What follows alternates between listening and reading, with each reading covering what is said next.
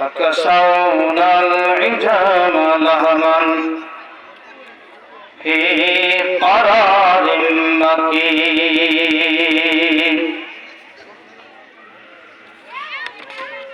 وعن أبي هريرة رضي الله تعالى عنه قال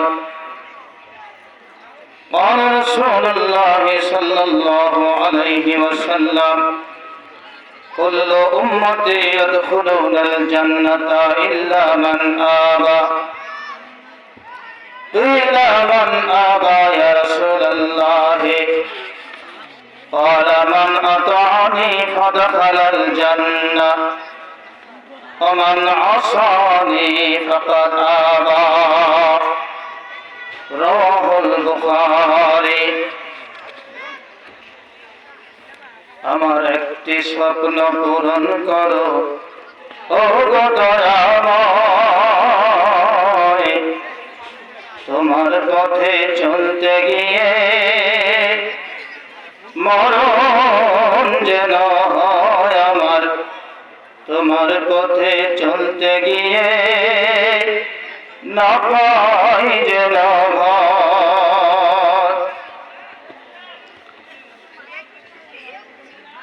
আমি সাহস নিয়ে চলতে পারি আল কোরআনের পথে, ধৈর্য নিয়ে থাকতে পারি দিন কায়েমের সাথে। আমায় ধৈর্য দিও, সাহস দিও, আমায় ধৈর্য দিও, সাহস দিও ও গো দয়াময়,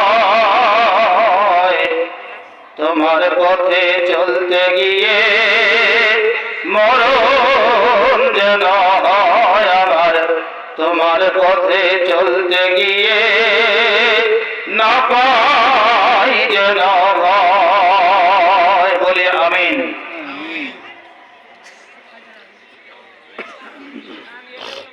আমার হৃদয় যেন হাসতে পারে যেন সবার সুখে, আমার নয়ন যেন কাঁদতে পারে মাজলুমের দুঃখে। আমায় ঈমান দিও, আমল দিও, আমায় ঈমান দিও, আমল দিও ও গো দয়াময়, তোমার পথে চলতে গিয়ে মরণ যেন হয়। আরেকবার বলি আমিন।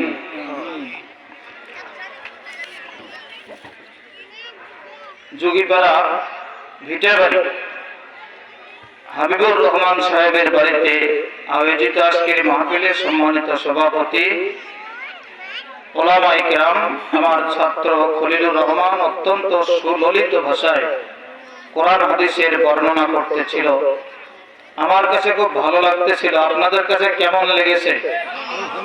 আমরা সবাই ওর জন্য দোয়া করব, আল্লাহ যেন ওকে ইসলামের জন্য কবুল করে নেন। বলি আমিন।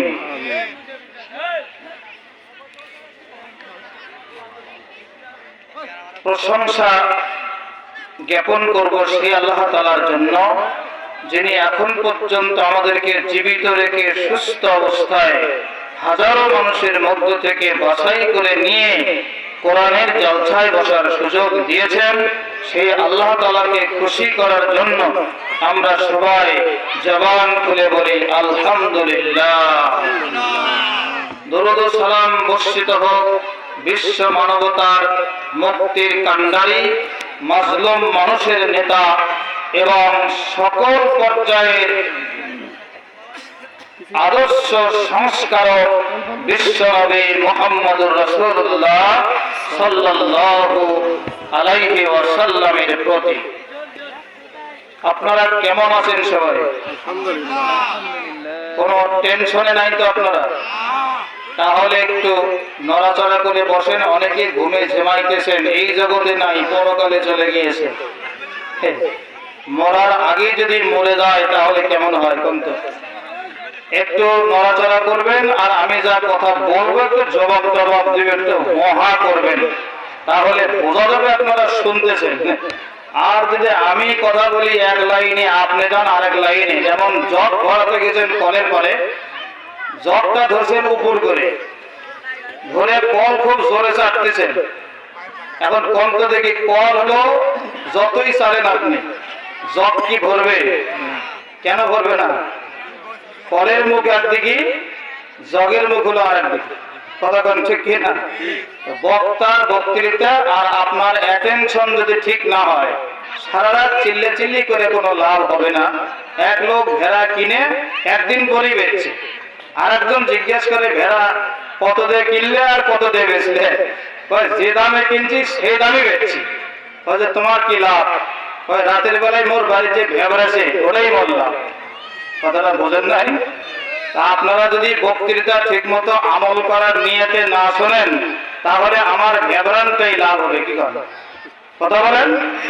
হ্যাঁ, একটু মানুষের সংখ্যা কম হলেও আমাদের চিন্তার কোনো কারণ নাই। তার কারণ যেখানে মানুষেরা কোরআন শোনে না, সেখানে আল্লাহর রহমতের ফেরেশতা এসে ভরে যায়। বলে বলি আলহামদুলিল্লাহ।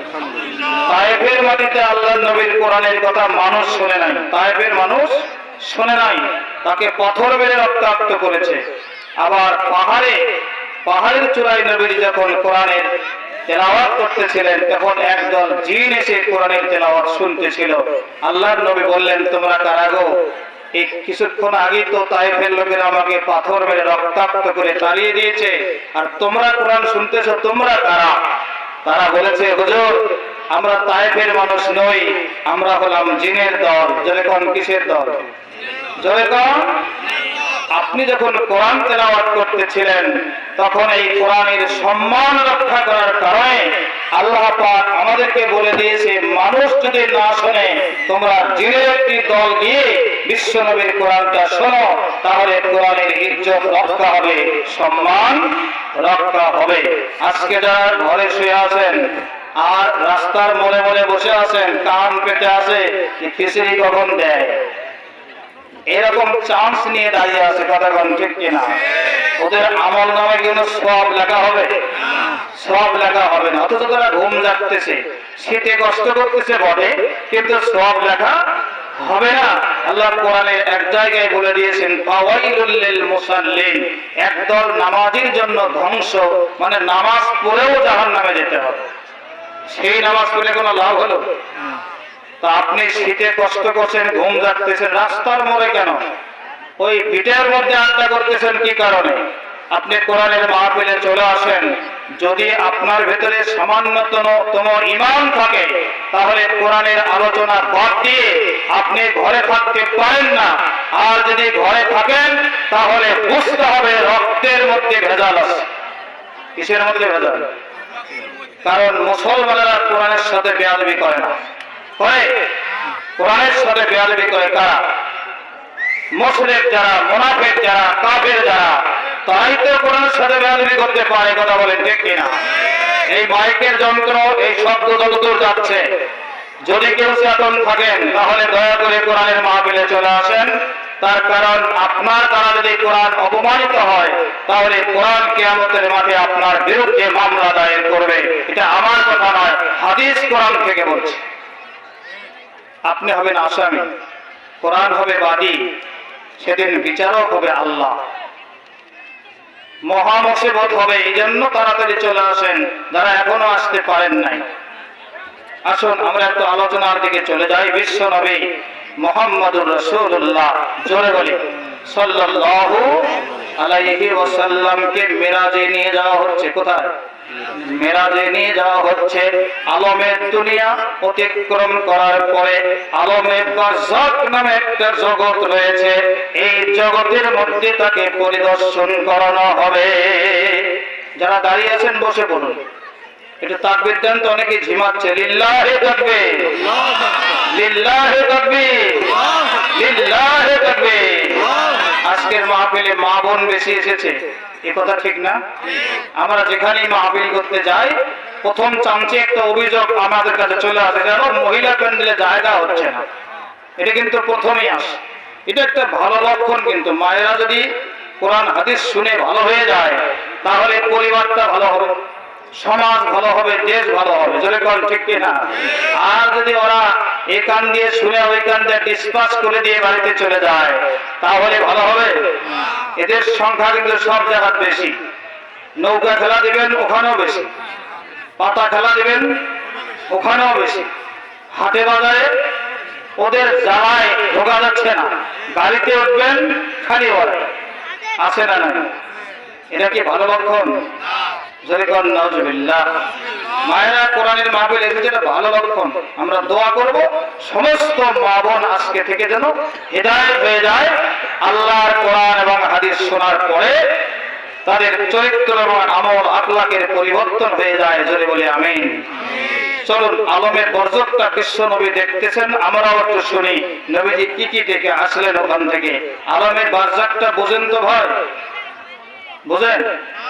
আলমের বারজাকটা কি বোঝেন? বোঝেন নাই। 5টা জগৎ পার হতে হয় প্রত্যেকটা মানুষকে। কয়টি জগৎ পার হতে হবে? প্রথম 1 নম্বর ধরেন, 1 নম্বর ছিলাম রুহের জগতে। কোথায় ছিলাম? আমরা সবাই ছিলাম রুহের জগতে, আলমে আরওয়া বলা হয় এটাকে। 2 নম্বর আলমে আরহাম। আলমে আরহামটা হলো মায়ের পেট। কোন জায়গার কথা বলছি? মায়ের রেহেম, যেখানে আমরা 10 মাস 10 দিন অবস্থান করেছিলাম, ওটা একটা জগৎ। এটা হলো 2 নম্বর জগৎ। 3 নম্বর জগৎটা হলো আলমের দুনিয়া। আমরা যেখানে আছি, এই যে যেখানে আছি আমরা, এটার নাম কি? আপনারা কথা বলছেন না কেন? আপনারা আমার উপরে কি রাগ করেছেন? কথা কেন বলেন না আপনারা? বুঝতেছেন না কিছু? আমরা যে জগতে আছি এটার নাম কি? এর জগতের নাম কি? আলমে দুনিয়া। কি দুনিয়া? অর্থাৎ দুনিয়ার জগৎ। এটা কয় নম্বর? হ্যাঁ, ওয়াজটা মনোযোগ দিয়ে শোনেন, কালকে যেন বলতে পারেন। যদি স্থলে এখন খুব ওয়াজ হচ্ছে ভাই, মৌলবীর যে গালা, এই সালা মৌলবী করতে আনছে রে, বোঝেন নাই কথাটা? মৌলবীরা সব পাখি গালি খায়, যদি ওয়াজ করবেন না পায় ওই সালা কেটে গালি নিচ্ছে। আর যদি কণ্ঠস্বর ভালো হয়, ওয়াজও ভালো করে, হাই রে সালার গালা রে। দেখছেন কথা? জোরে হাঁটলে কয় কোটেবেন যে বসতেছে ছিঁড়ে দৌড়াচ্ছে। আর আজকে যদি হাঁটে কয় যে কয়দিনের মন মান খাচ্ছে, নড়বার পারছে না। আমার শান্তি আছে কোনো ভাগে গন্ধ দেখি। পাঞ্জাবির ঝুল যদি খাটো হয় কয় টেডি মলবি গেল। কি মলবি? আর ঝুল লম্বা হলে কয় কাপড়ের দাম এরাই বেশি করছে। আমাদের কোনো ভাগে শান্তি নেই ভাই। এজন্য একটু আপনারা একটু হোহা বেশি করে করেন। আমরা 3 নম্বর জগতে আছি। কয় নম্বর জগতে আছি? 3 নম্বর জগতে আছি। এরপরে 4 নম্বর জগৎ, যেটা হলো কবরের জগৎ। কিসের জগৎ? এই কবরের জগৎকে হাদিসের ভাষায় বলা হয় আলমে বারজাক। এরপরে 5 নম্বর জগৎ যেটা হবে, ওটাই শেষ, ওটা হলো হাসরের জগৎ। ওটা হলো আলমে হাসর। আমরা কিন্তু মাঝখানে আছি, 2টা পার হয়ে যাচ্ছি, সামনে 2টা আছে, আমরা আছি মেডেলে। কথা বলেন ঠিক কিনা? নবীজি কবরের জগৎ দেখতেছেন, কবরে কার কি, কে কোন অবস্থায় রয়েছে, এটা নিজের চোখে ফেরেশতা জিবরাইল সাথে আছে, তাকে দেখিয়ে দিচ্ছে কবরে কার কি শাস্তি হচ্ছে। বন্ধুরা, আলমের বারজাক পরিদর্শন করতে গিয়া সর্বপ্রথম বিশ্ব নবীকে দেখানো হলো একদল মানুষের গাল চিরে দেওয়া হচ্ছে। এক গাল চিরে দিয়া বাম পাশে যখন ফেরেশতা চলে যায়, এসে দেখে আগেরটা ভালো হয়ে গেছে। এটা চিরে যখন এই পাশে আসে, তখন দেখে ওই পাশেরটা ভালো হয়ে গেছে। একটা ছেড়ে আরেকটা ভালো হয়, এইভাবে চলতে থাকবে ইলা ইয়াউমিল কিয়ামাহ। কতদিন চলবে এটা? কিয়ামত পর্যন্ত চলবে। আল্লাহর নবী জিবরাইল ফেরেশতাকে জিজ্ঞাসা করলেন, ইয়া আখি জিবরাইল, ভাই জিবরাইল বলো, এই মানুষগুলোর গাল কেন চেরা হচ্ছে? এরা দুনিয়ার বুকে কি অন্যায় করেছিল? জিবরাইল আমিন বললেন, আকবিল ইয়া রাসূলুল্লাহ, হুজুর গো, আরো একটু সামনে এগিয়ে চলুন। 2 নম্বর যে জিনিসটি দেখলেন, একদল মানুষের মাথার মধ্যে পাথর মেরে মাথাগুলো চূর্ণ বিচূর্ণ করে দেওয়া হচ্ছে। পাথর মেরে যখন মাথাটা চূর্ণ করে দিয়া আবার পাথর কুড়াতে যায়, এসে দেখি মাথাটা আগের মতো ভালো হয়ে গেছে, আবার চূর্ণ করে আবার ভালো হয়ে যায়। এটা চলবে ইলা ইয়াউমিল কিয়ামাহ, কিয়ামত পর্যন্ত এই শাস্তি চলমান থাকবে। নবীজি জিজ্ঞেস করলেন, ভাই আমার বলো বলো, এদের এই শাস্তি কেন দেওয়া হচ্ছে? এরা কি অন্যায় করেছিল দুনিয়ার বুকে? জিবরাইল আমিন বললেন, আকবেল ইয়া রাসূলুল্লাহ, আরো সামনের দিকে এগিয়ে চলুন। গুনে যাবেন ভাই, কয়টা দৃশ্য দেখেছেন একটু গুনে যাবেন, দুইটা বলছি কিন্তু। এরপরে বিশ্বনবীকে দেখানো হলো একদল মানুষের, নারী পুরুষ মিলে অবস্থান করতেছে। তারা একদল মানুষের জিহ্বা টেনে ধরে আগুনের কেচি দিয়ে কেটে দেওয়া হচ্ছে। জিহ্বা কেটে আরেকজনের জিহ্বা যখন কাটতে যায়, আগেরটা ভালো হয়ে যায়। এইভাবে চলমান থাকবে ইলা ইয়াউমিল কিয়ামা। বিশ্বনবী জানতে চাইলেন, এদের কি অপরাধ ছিল, এরা কি অন্যায় করেছিল দুনিয়ার বুকে? জিবরাইল আমিন বলবেন, আকবেল ইয়া রাসূলুল্লাহ, আরো সামনে এগিয়ে চলুন। চতুর্থ নম্বর যে জিনিসটি দেখলেন সেটা হলো কিছু মানুষের ঠোঁট উটের ঠোঁটের মতো বড় হয়ে গেছে, এত মোটা হয়ে গেছে ঠোঁট দুইটা। বিশ্ব রোড যত বড় রোড, এই ঠোঁটগুলো তত বড় হয়ে গেছে, এই ঠোঁটগুলো মোটা হয়ে গেছে। আর জাহান্নামে যারা যাবে, এই ঠোঁটের উপর দিয়ে হেঁটে হেঁটে জাহান্নামের দিকে যাইতেছে। জোরে জোরে বলি নাউযুবিল্লাহ। আল্লাহর নবী জানতে চাইলেন, এদের ঠোঁট এত মোটা হলো কেমন করে? একটা ঠোঁট আসমানে, আরেকটা ঝুলিয়ে পড়েছে জমিনে। বিশাল ঠোঁট, মোটা এবং বড় হয়ে গেছে। আল্লাহর নবীকে বলা হলো, আকবেল ইয়া রাসূলুল্লাহ, আরো একটু এগিয়ে চলুন। গিয়ে দেখতে পেলেন একদল মানুষকে একটা আগুনের গর্তের ভিতরে নারী পুরুষ একসাথে উলঙ্গ করে আগুনের মধ্যে জ্বালিয়ে দেওয়া হচ্ছে। গর্তের ভিতরে দাউ দাউ করে আগুন জ্বলছে, আর আগুনের ভিতরে একদল উলঙ্গ নারী আর পুরুষ। জিবরাইলকে প্রশ্ন করা হলো, ইয়া আখি জিবরাইল, বলো বলো, এই নারী পুরুষগুলোকে কেন এই শাস্তি দেওয়া হচ্ছে? এরা দুনিয়াতে কি অপরাধ করেছিল জানতে বড় ইচ্ছে হয়। জিবরাইল বললেন, আকবেল ইয়া রাসূলুল্লাহ, হুজুর গো, আরো সামনের দিকে এগিয়ে চলো। 7 নম্বর যেটা দেখলেন সেটা হলো একদল মানুষ আবাদ করতেছে, কৃষক।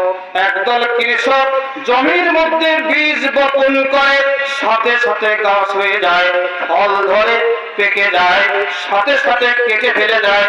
আবার বীজ বপন করে, আবার সাথে সাথে ফল পেকে যাচ্ছে, সাথে সাথে কেটে নিচ্ছে। আল্লাহর নবী জানতে চাইলেন, ইয়া আখি জিবরাইল, ভাই জিবরাইল, এই কৃষকগুলো কারা? এরা দুনিয়াতে কি করেছিল? নবীজিকে বলা হলো, আকবেল ইয়া রাসূলুল্লাহ, আরো সামনের দিকে এগিয়ে চলুন।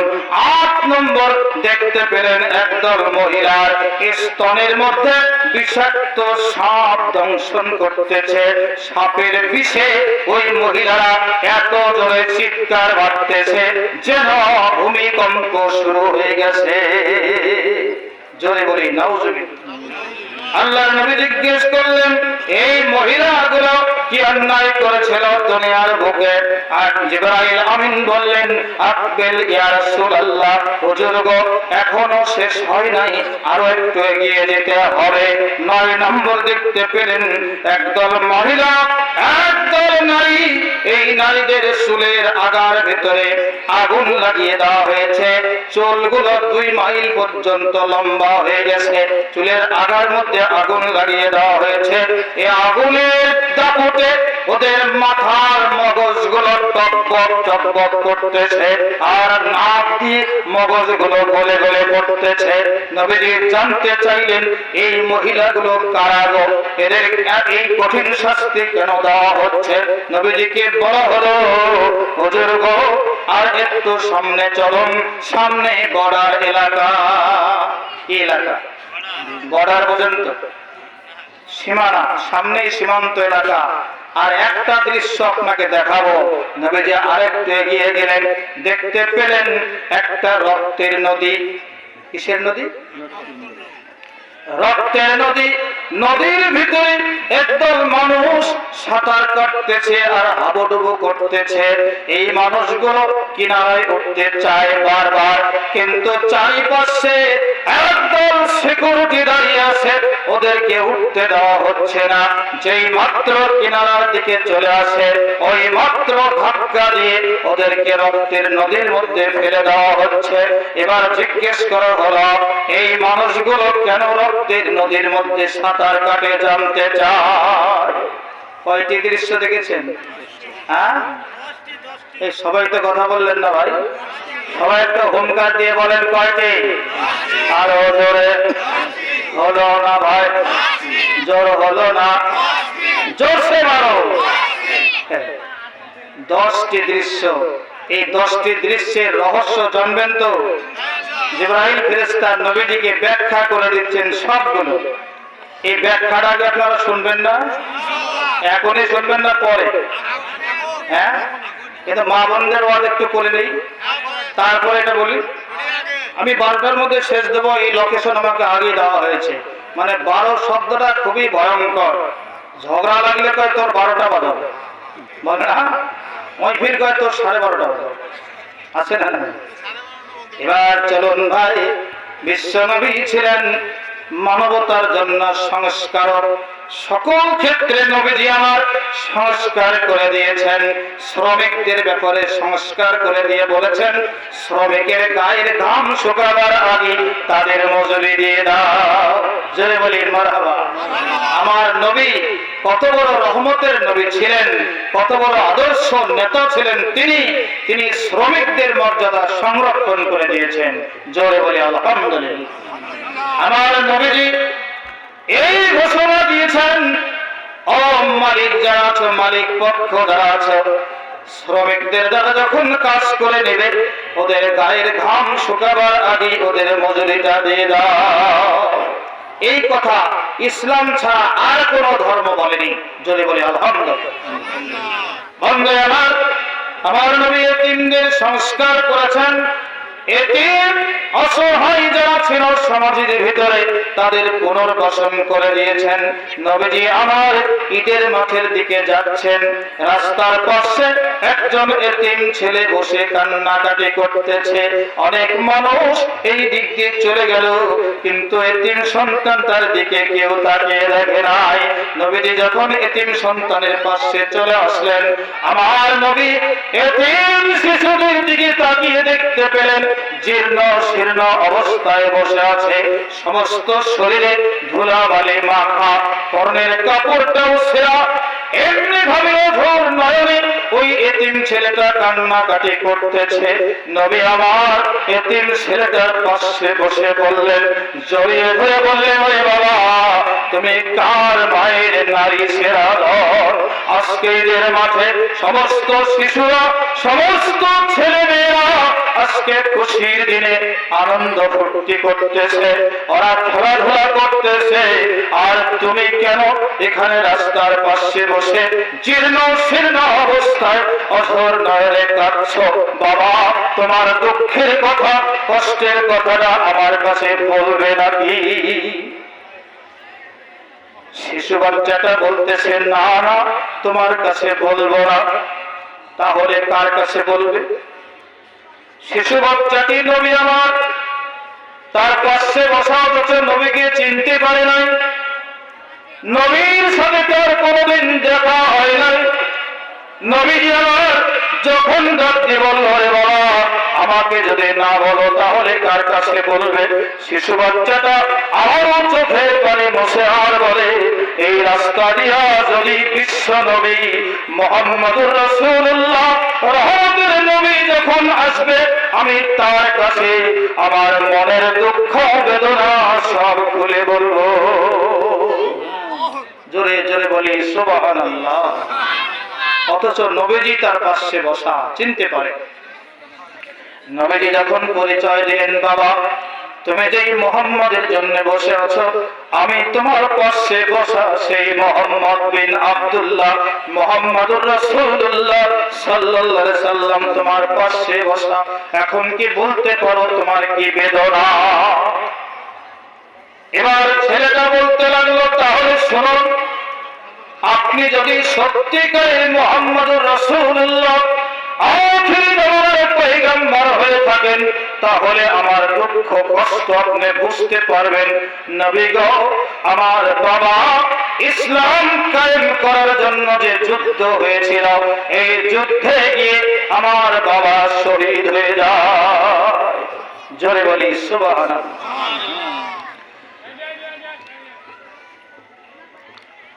আমি ছোট্ট শিশু, আমার বাবাই ছিল একমাত্র পরিবারের উপার্জনক্ষম ব্যক্তি। তিনি যখন শহীদ হয়ে গেল, আমার মায়ের আমি একমাত্র সন্তান ছিলাম। আমার মায়ের বয়সটা কম থাকার কারণে মা আমার দ্বিতীয় স্বামী গ্রহণ করে। দ্বিতীয় স্বামীর বাড়িতে আমার মা যখন আমার হাত ধরে নিয়ে তার 2 নম্বর স্বামীর বাড়িতে চলে গেল, আর আমার কারণে তার স্বামী তার সাথে ভালো আচরণ করে না। আমার কারণে আমার মাকে ওই স্বামী তার বড় কষ্ট দেয়। মা আমার কষ্ট সহ্য করতে পারে না, আমিও মার কষ্ট সহ্য করতে পারি না। একদিন গোপনে মাকে জিজ্ঞেস করলাম, মা গো, আমার জন্য যখন তোমার এত কষ্ট হইতেছে মা, তুমি দয়া করে আমাকে একটা পরামর্শ দাও। আমি তোমার কাছে আর থাকতে চাই না, এমন একটা জায়গার কথা বলে দাও যেই জায়গাতে গেলে তোমারও শান্তি হবে, আমারও শান্তি হবে। সেদিন মা আর কারো কথা বলে নাই।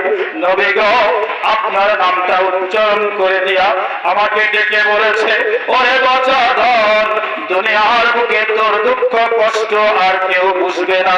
তুই যদি মুহাম্মাদুর রাসূলুল্লাহ রাহমাতুল লিল আলামিনের সঙ্গে একটু দেখা করতে পারিস, মনের কথা খুলে বলতে পারিস, তাহলে অবশ্যই বিশ্ব নবী তোর জন্য একটা ব্যবস্থা করবে, আর তিনি তোর পুনর্বাসন করার চেষ্টা করবে।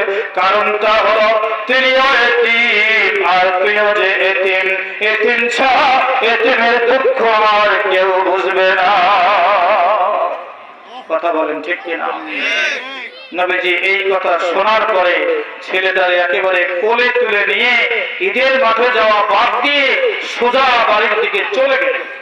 বাড়িতে গিয়া উম্মাহাতুল মুমিনিন মা আয়েশাকে ডাক দিয়ে বলছে, আয়েশা, ঘর থেকে বের হয়ে আসো।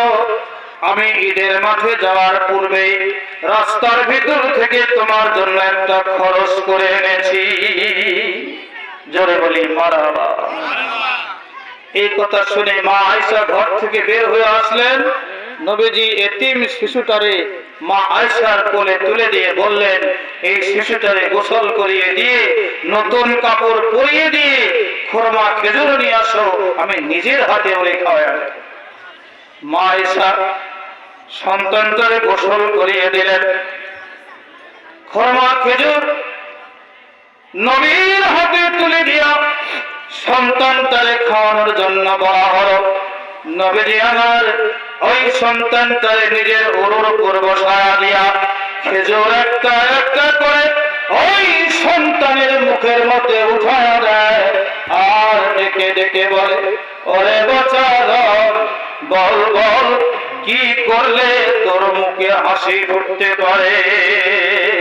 ওরে বাঁচা, দুনিয়ার বুকে তোর বাবা বেঁচে নাই, তোর মা অন্য স্বামীর ঘরে চলে গিয়েছে, তোর মতো এতিম, তোর মতো অসহায় পৃথিবীতে আর কেউ নাই।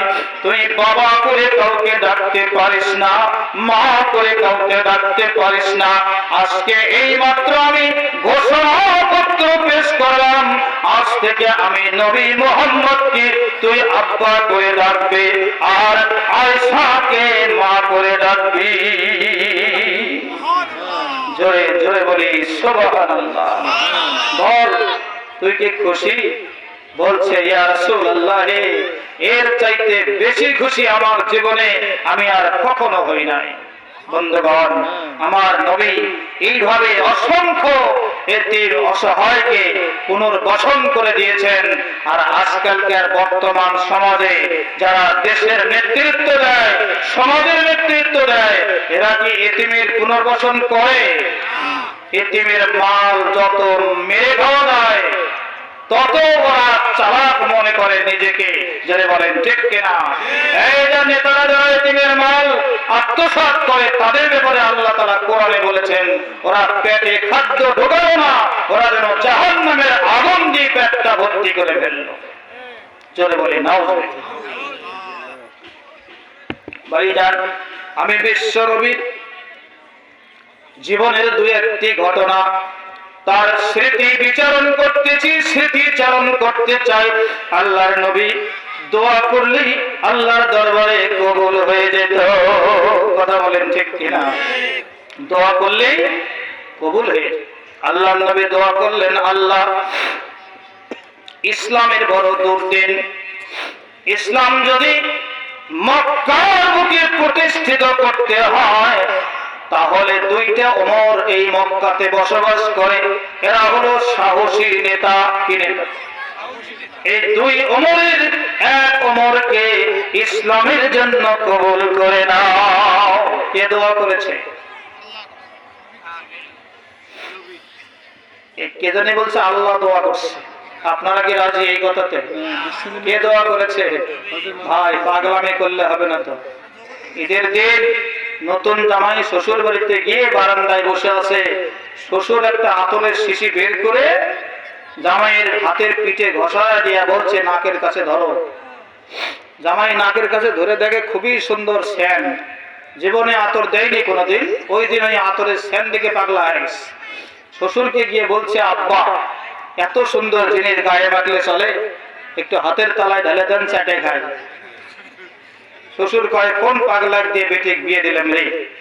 মানুষ, দুনিয়ার মানুষ আতর গায়ে মাখে আর এই বলে চাটে খায়।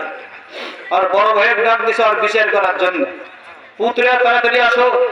কি হয়েছে তাই সাহেব? ওই পাগলা, এর একটু বিচার করে দাও। দুনিয়ার মানুষ আতর গায়ে মাখে আর এই বলে তার চাটে খায়। পুত্রা কয়, তাই এই পাগলার কথা কয়া কোনো শেষ নাই, কারণ এর জন্য আমাদের মান সম্মান সব পাংচার হয়ে গেছে। কয় কেন? কয় আমরা ছোটবেলায় আতর খেয়েছি মুড়ি দিয়ে মাখে, আর ওই বলে তার খালি মুখি খায়। তাই কয় দুটোই পাগলা। এই দুই বলদের বিচার করতে হবে। আর বাবক ডাক দেয়, বিয়ে সাহেবকে ডাক দিছে। ডাক্তার করে বিয়ে সাহেব, এই দুই বলদের বিচার করেন। একজন আতর মুড়ি দিয়ে খায়, একজন খালি মুখে খায়, আপনার কি অবস্থা? কয় এরা দুটোই পাগলা। আমরা ছোটবেলায় আতর খাসি হলো পান্তা দিয়ে মাখে, আর এরা বলে মুড়ি দিয়ে আর খালি মুখে খায়। বিয়েই কয় আর গোষ্ঠী পাগল। কি কয়? এই যে শোনেন, ওয়াজ শুনবেন মনোযোগ দিয়ে, কথাটা পূর্বেই বলিনি আমি। যা বলবো তার উত্তর দেবেন, পাগলামি করবেন না। কি করবেন না? আল্লাহর নবী দোয়া করেছেন, দুই ওমরের এক ওমরকে ইসলামের জন্য কবুল করো আল্লাহ। কার কাছে দোয়া করেছে? কে দোয়া করেছে? আল্লাহ তাআলা সাথে সাথে কবুল করে নিয়েছেন। মুস্তাজাবাতুদ দাওয়া, আমার নবীজি হলেন মুস্তাজাবাতুদ দাওয়া। দোয়া করলেই কবুল হয়ে যায়। আমরাও তো দোয়া করি, কবুল কতগুলা হয় কতগুলা হয় না। তার কারণ হলো দোয়া কবুলের শর্ত হলো হালাল খাইতে হবে। কি খাইতে হবে? আমাদের তো সব রক্ত মাংস হারাম দিয়ে গঠিত, আমাদের দোয়া কেন কবুল হবে? কথা বলেন ঠিক কিনা? মুখ পবিত্র করতে হবে দোয়া কবুলের জন্য। ভাই, আল্লাহর নবীর দোয়া কবুল হয়ে গেছে। ওমর বিন খাত্তাবকে আল্লাহ কবুল করে নিয়েছে। পরের দিন যে রাতে দোয়া করেছে, তার পরের দিন সকালবেলা ওই ওমর খোলা তরবারি হাতে করে নিয়ে নবীর মাথা কাটতে যাচ্ছে। ঘটনা আপনারা জানেন। যখন যায় রাস্তার ভিতরে তরবারি হাতে ওমর যাচ্ছে নবীর মাথা কাটার জন্য। তকদির বিভাগের যারা ফেরেশতা, যারা তকদির লেখে, ওই ফেরেশতারা হাসাহাসি করতেছে, আর একজনের গায়ে আরেকজন গড়িয়ে গড়িয়ে পড়তেছে। ওরা কেন হাসে জানেন? ওরা তো জানে যে রাতের বেলায় নবীর দোয়া কবুল হয়ে গেছে, ওমরকে ইসলামের জন্য আল্লাহ কবুল করে নিয়েছে। আর সে ওমর যাচ্ছে মাথা কাটার জন্য, ওইদিকে আগে যায় দেখ তোর কি অবস্থা হয়ে যায়। ফেরেশতারা জানে না এটা, এই জন্য ওরা হাসাহাসি করতেছে, ওমর রে তোমার জন্য দোয়া কবুল হয়ে গেছে, তুমি যাও বিশ্ব নবী দারুল আরকামে বসে একজন সাহাবীর বাড়িতে বসে কোরআনের শিক্ষা দিতেছে, নবীজি তার দরজায় সিকিউরিটি হিসাবে দায়িত্ব পালন করতেছে হযরত আবু বকর রাদিয়াল্লাহু তাআলা আনহু। ওমর যখন তরবারি ঘোরাইতেছে আর যাইতেছে, আবু বকর রাদিয়াল্লাহু আনহু দৌড়ে গিয়া বিশ্ব নবীর কাছে খবর পৌঁছে দিল, নবী গো তাড়াতাড়ি আত্মগোপন করেন, ওমর যেভাবে আসতেছে একটা কবাস হবে না। সবাই জানে ওমর একজন বীর পুরুষ, ওমরকে দেখে সবাই ভয় করে। ওমর যে রাস্তা দিয়ে হাঁটে সেই রাস্তায় শয়তান পর্যন্ত ওঠে না। কথা বলেন, জোরে জোরে বলেন ঠিক কিনা বন্ধুরা? এমনি ভাবে নবীজি আবু বকরকে ডাকতে বলল, রে আবু বকর কোনো চিন্তা করিও না, ওমরের ব্যাপারে সব খবর আল্লাহ আমার কাছে পৌঁছে দিয়েছে। স্বাভাবিক অবস্থায় সবাই থাকো, কেউ নড়াচড়া করবে না, যেমন আছো তেমনি থাকো। আল্লাহ তাআলা কি খেলাটা খেলায়া দিলেন। ওমর যেই মাত্র তরবারি নিয়ে সামনে দাঁড়াইছে, আল্লাহর নবীকে দেখার সাথে সাথে ওর কলিজার মধ্যে কাঁপুনি শুরু হয়ে গেছে। তরবারিটা পায়ের কাছে রেখে দিয়া আল্লাহর নবীর কাছে ক্ষমা প্রার্থনা করে বলছে, ইয়া রাসূলুল্লাহ আমি এই জীবনে বড় ভুল করেছি, হুজুর গো আরো আগে মুসলমান হওয়ার দরকার ছিল আমার, ভুল করেছি, ক্ষমা করে দিয়া এখনই কলেমা পড়াইয়া মুসলমান বানিয়ে দেয়। জোরে জোরে বলি আলহামদুলিল্লাহ। বিশ্ব নবী একদিন আয়েশাকে সাথে করে নিয়ে মরুভূমিতে বেড়াতে গেছে, গিয়ে আকাশের দিকে তাকিয়ে আছে নবীজি আমার। আয়েশা ডেকে বলল, ইয়া রাসূলুল্লাহ আমাকে সাথে করে বেড়াতে আসলেন, কথা নাই বার্তা নাই, আকাশের দিকে তাকিয়ে আছেন, বুঝতে পারলাম না। আল্লাহর নবী ডেকে বলল, রে আয়েশা আমি আকাশের দিকে তাকিয়ে একটা জিনিস লক্ষ্য করলাম, সেটা হলো আকাশের মধ্যে কতগুলো তারা আছে, তুমি কি বলতে পারবে? আয়েশা বলছে, আমার কোনো ক্ষমতা নাই, এই তারার খবর আল্লাহ জানে আর তার নবী জানে। যারা বলি মারহাবা। নবীজি বললেন, আয়েশা রে আমি কেন আকাশের দিকে তাকিয়ে থাকলাম শুনবা না? হ্যাঁ শোনার জন্য তো বলছি, বলেন কেন আকাশের দিকে দেখলেন আপনি? নবীজি ডেকে বললেন, আয়েশা শোনো, আকাশের ভিতরে লক্ষ লক্ষ কোটি কোটি তারকা আলো বিকিরণ করতেছে। আয়েশা রে হাসরের মাঠ যেদিন শুরু হবে সেদিন আকাশের তারার চাইতে আমার একজন উম্মতের নেকির সংখ্যা বেশি হবে। তুমি কি জানো সেই লোকটাকে? আয়েশা বলছে, আল্লাহু ওয়া রাসূলুহু আ'লামু, আল্লাহ এবং তার রাসূলই কথাটা ভালো জানেন। হুজুর গো আমার বড় জানতে ইচ্ছা হচ্ছে এই লোকটা কোন ভাগ্যবান ব্যক্তি, তার চাইতে তার নেকি বেশি হবে। আয়েশা মনে মনে ভাবতেছে, আমার আব্বার নাম তো আবু বকর সিদ্দিক, আমার নবীর জীবনের একমাত্র সাথী, প্রথম মুসলমান আর এক নম্বর খলিফা হবে আমার আব্বা, আমার আব্বার নামটাই হয়তো নবীজি ঘোষণা করবে। এটা মনে মনে ভাবতেছে। মেয়েরা চায় বাপের প্রশংসা বেশি করে করুক, কথা বলেন ঠিক কিনা? আর বাপের বিরুদ্ধে যদি কিছু বলছেন তাহলে একবারে গোমা সাপের মতো পানা ধরছে, আছে না? না নিজের দিকের থেকে কাতল মাছ তুলছেন, পুরানা কাতল মাছ, তরকারি পাক করে দুইজন একসাথে খাইতে বসেছে, খাচ্ছে আর গল্প করতেছে, ও টুনটুনির মাও এই কাতল মাছটা খুব স্বাদ লাগতেছে না, আমার দিঘির মাছ। টুনটুনির মা কয় যে আছে এত রকম, পরশুদিন আব্বা একটা মাছ দেখেছিল, ওদেরই স্বাদ বেশি। কথা কন ঠিক কিনা? ওরা তো বাপের প্রশংসা সবচেয়ে বেশি করতে পারে, খুশি হয় খুবই না। এজন্য ভাই আয়েশা রাদিয়াল্লাহু আনহা মনে মনে ভাবতেছে, নবীজি হয়তোবা আমার আব্বার নামটাই ঘোষণা করবে।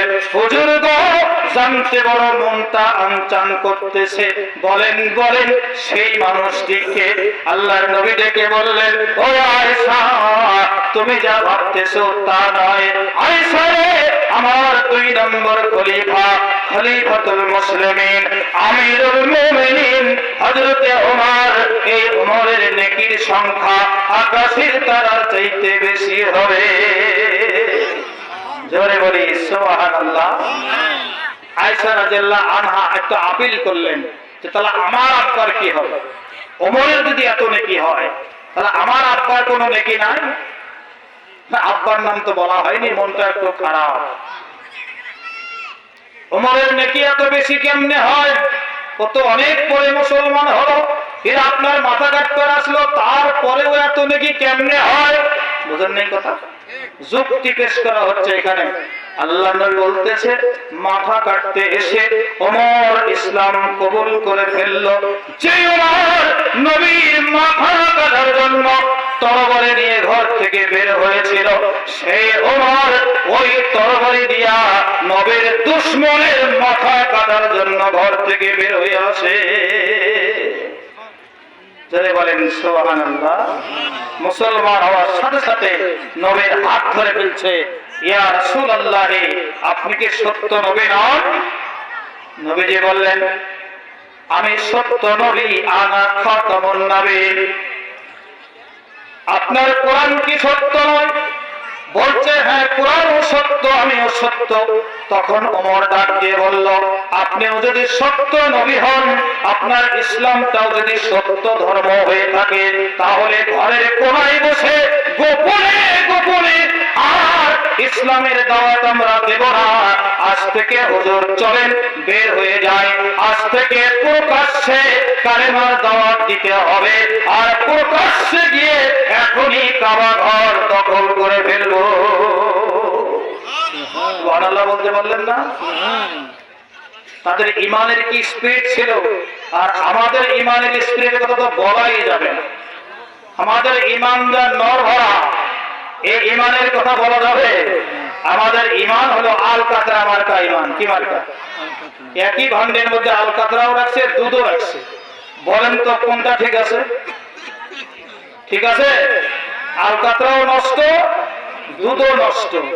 সুতরাং এই তলমলা ইমান দিয়ে জান্নাত পাওয়া যাবে না। ইমান মজবুত করতে হবে। জোরে বলেন ঠিক না? এই যে ইমানের দাঁড়িপাল্লা, ইমান মাপার জন্য যন্ত্র আসছে যে সামনে, ইমান মাপতে হবে। ফেব্রুয়ারি মাসের 12 তারিখ ভোটের ডিক্লেয়ার হয়ে গেছে, কিন্তু ফেব্রুয়ারি মাসের 12 তারিখে ইমানের পরীক্ষা হবে। কিসের পরীক্ষা? জোরে কর। ইমানের পরীক্ষা হবে। এখানে কে বিড়ি খায় ইমান বিক্রি করে, কে জিলেবি খায় ইমান বিক্রি করে, আর কে টাকা নিয়ে ইমান বিক্রি করে, ওখানে যাচাই বাছাই হবে। জোরে বলেন ঠিক কিনা? আর আল্লাহর ক্যামেরায় সব ভিডিও হয়ে যাবে। এই ভিডিও কিয়ামতের মাঠে ওপেন করে দেওয়া হবে। সুতরাং এমন কোন কাজ করবেন না, ইমান বিক্রি করবেন না ভাই। ইমান আর আমলে চলে, এই দুটো ঠিক না থাকলে জান্নাত পাওয়া সম্ভব হবে না।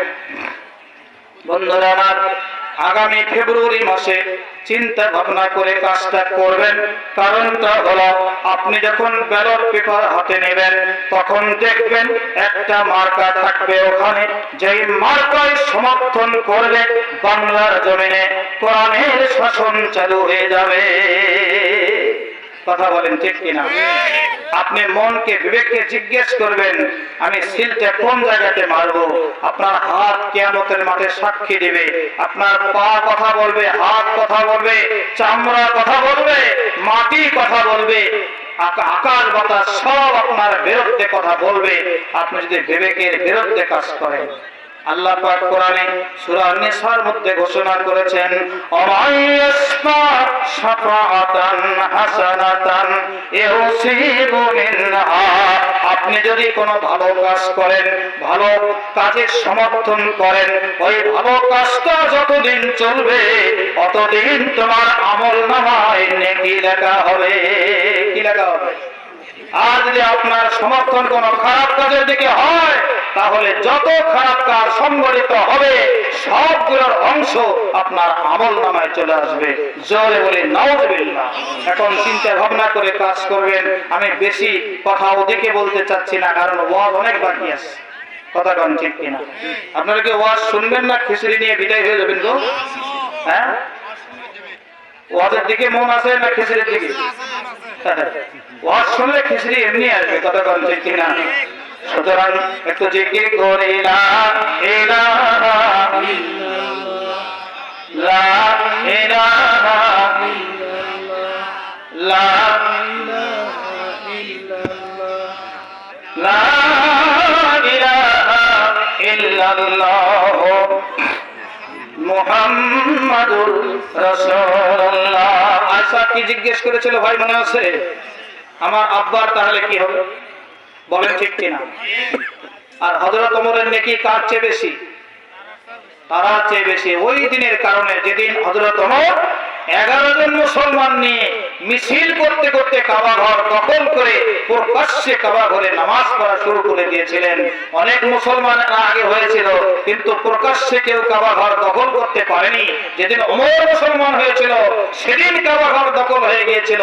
এই জন্য ওমরের আমল নামায় তারা থেকে বেশি নেকি লেগে দেওয়া হয়েছে। বিশ্বনবী আয়েশাকে জিজ্ঞেস করলেন, হে আয়েশা, তুমি কি খুশি হতে পারো নাই? আয়েশা ডেকে বলল, ইয়া রাসূলুল্লাহ, বাবার কথা বললেন না, চাচার কথা বলেছেন, কেমন করে মনটা খুশি হয়? এবার আয়েশাকে ডেকে বলছে, আয়েশা রে, তোমার আব্বার নেকির তো কোনো তুলনা হয় না। জয় কোন মারা। ওমরের নেকির তার একটা তুলনা আছে যে তার চেয়ে বেশি, কিন্তু তোমার আব্বার নেকির কোনো পরিমাণ নাই, কোনো তুলনা নাই। আসরের মাঠ যেদিন শুরু হবে সেদিন সমস্ত দুনিয়ার মানুষের নেকিগুলো এক পাল্লায় তুলে দেওয়া হবে, আর তোমার আব্বার নেকি আরেক পাল্লায় তুলিয়ে দেওয়া হবে। দাড়ি ধরে টান দিলে সমস্ত মানুষের নেকির চাইতে তোমার আব্বার নেকির পাল্লাটাই বেশি ভারী। আর সুবহানাল্লাহ। এই জন্য ইসলামের জন্য জানমাল সব উজাড় করে দেবেন। আল্লাহর পক্ষ থেকে আজরুল কবির মহা পুরস্কার আপনাদের হাতে কিয়ামতের মাঠে তুলে দেওয়া হবে। যেরকম ঠিক কিনা? বন্ধুগণ, কথা আর বেশি বাড়াইতে পারবো না। আল্লাহর নবী দোয়া করলেই কবুল হয়ে যেত। কথাটা মনে আছে না? হযরত আনাস রাদিয়াল্লাহু আনহু ছোট্ট ছেলে, তার মা এই ছোট বাচ্চার হাত ধরে নিয়ে নবীর কাছে দান করে গেলেন, ইয়া রাসূলুল্লাহ, এই ছোট্ট বাচ্চা একমাত্র সন্তান আমার, আপনাকে ভালোবেসে, আপনার আদর্শকে ভালোবেসে হুজুর গো এই আনাসকে আপনার কাছে দান করে গেলাম। হুজুর, এই আনাস আপনার খেদমত করবে, তবে যাওয়ার সময় একটা দাবি আপনার কাছে করে যাচ্ছি, ইয়া রাসূলুল্লাহ, আমার আনাসের জন্য আপনি একটু দোয়া করে দেন, আমি মাও আপনার দোয়ার সাথে শরীক হয়ে যাব। কারণ আনাসের মা জানে নবী দোয়া করলেই কবুল হয়ে যাবে। সাথে সাথে নবীজি আনাসের জন্য দুহাত তুলে দোয়া শুরু করলেন। দুইটা দোয়া করেছিলেন আনাসের সাথে জন্য, দুইটা দোয়া করেছিলেন, আল্লাহ আনাসের মালের মধ্যে বরকত দাও আর সন্তান সন্ততির মধ্যে বরকত দাও। কয়টা দোয়া করেছিলেন? হাদিস শরীফে এসেছে এই দোয়া কবুল হয়ে গিয়েছিল। আনাসের মাল সম্পদ এত পরিমাণে বৃদ্ধি হয়েছিল, মক্কাতে মদিনাতে যতগুলো ধনী মানুষ ছিল তার মধ্যে একজন ধনী ছিলেন হযরতে আনাস রাদিয়াল্লাহু তাআলা আনহু। আর সন্তানের মধ্যে এত বরকত হয়েছিল, আল্লাহ তাআলা হযরত আনাস রাদিয়াল্লাহু আনহুর ঘরে 82 জন সন্তান দান করেছিল। সুবহানাল্লাহ বলতে পারলেন না ভাই? 82 জন সরকার আছে, কথা কয় না কেন? বাংলাদেশে কারা আছে? আমেরিকাতে?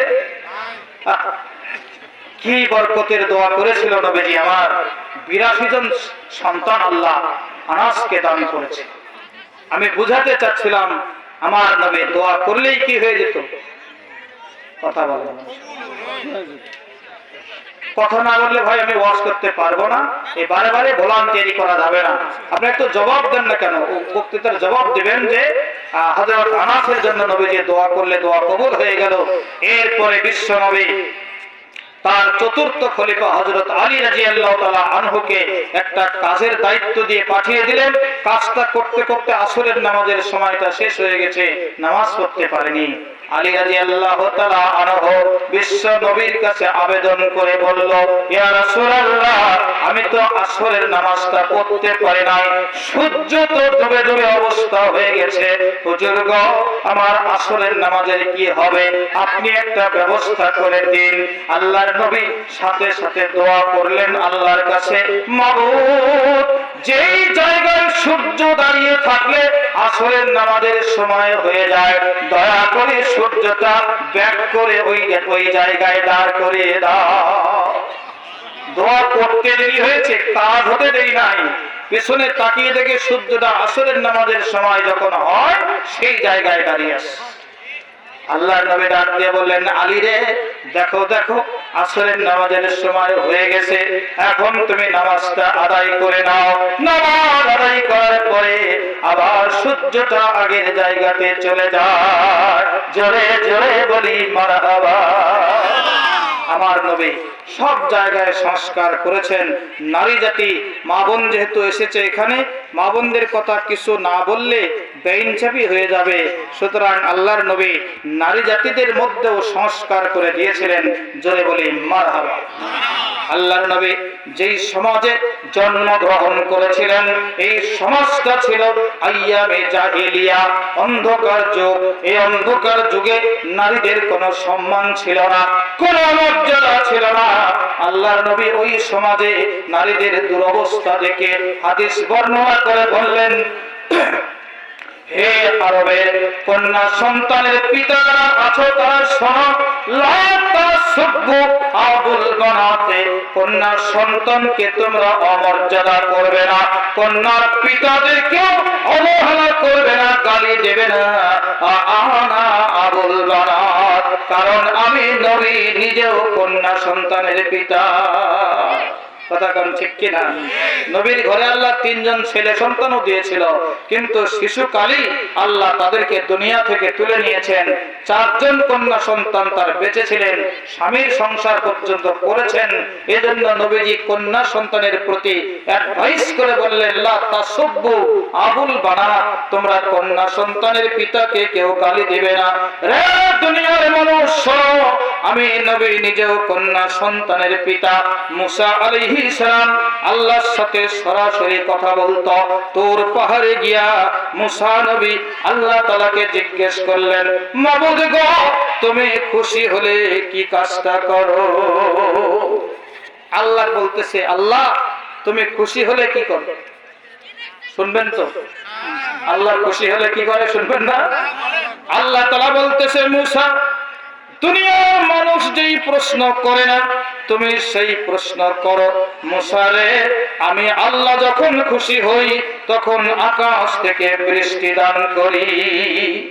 কি দান করি? বৃষ্টি দান করি।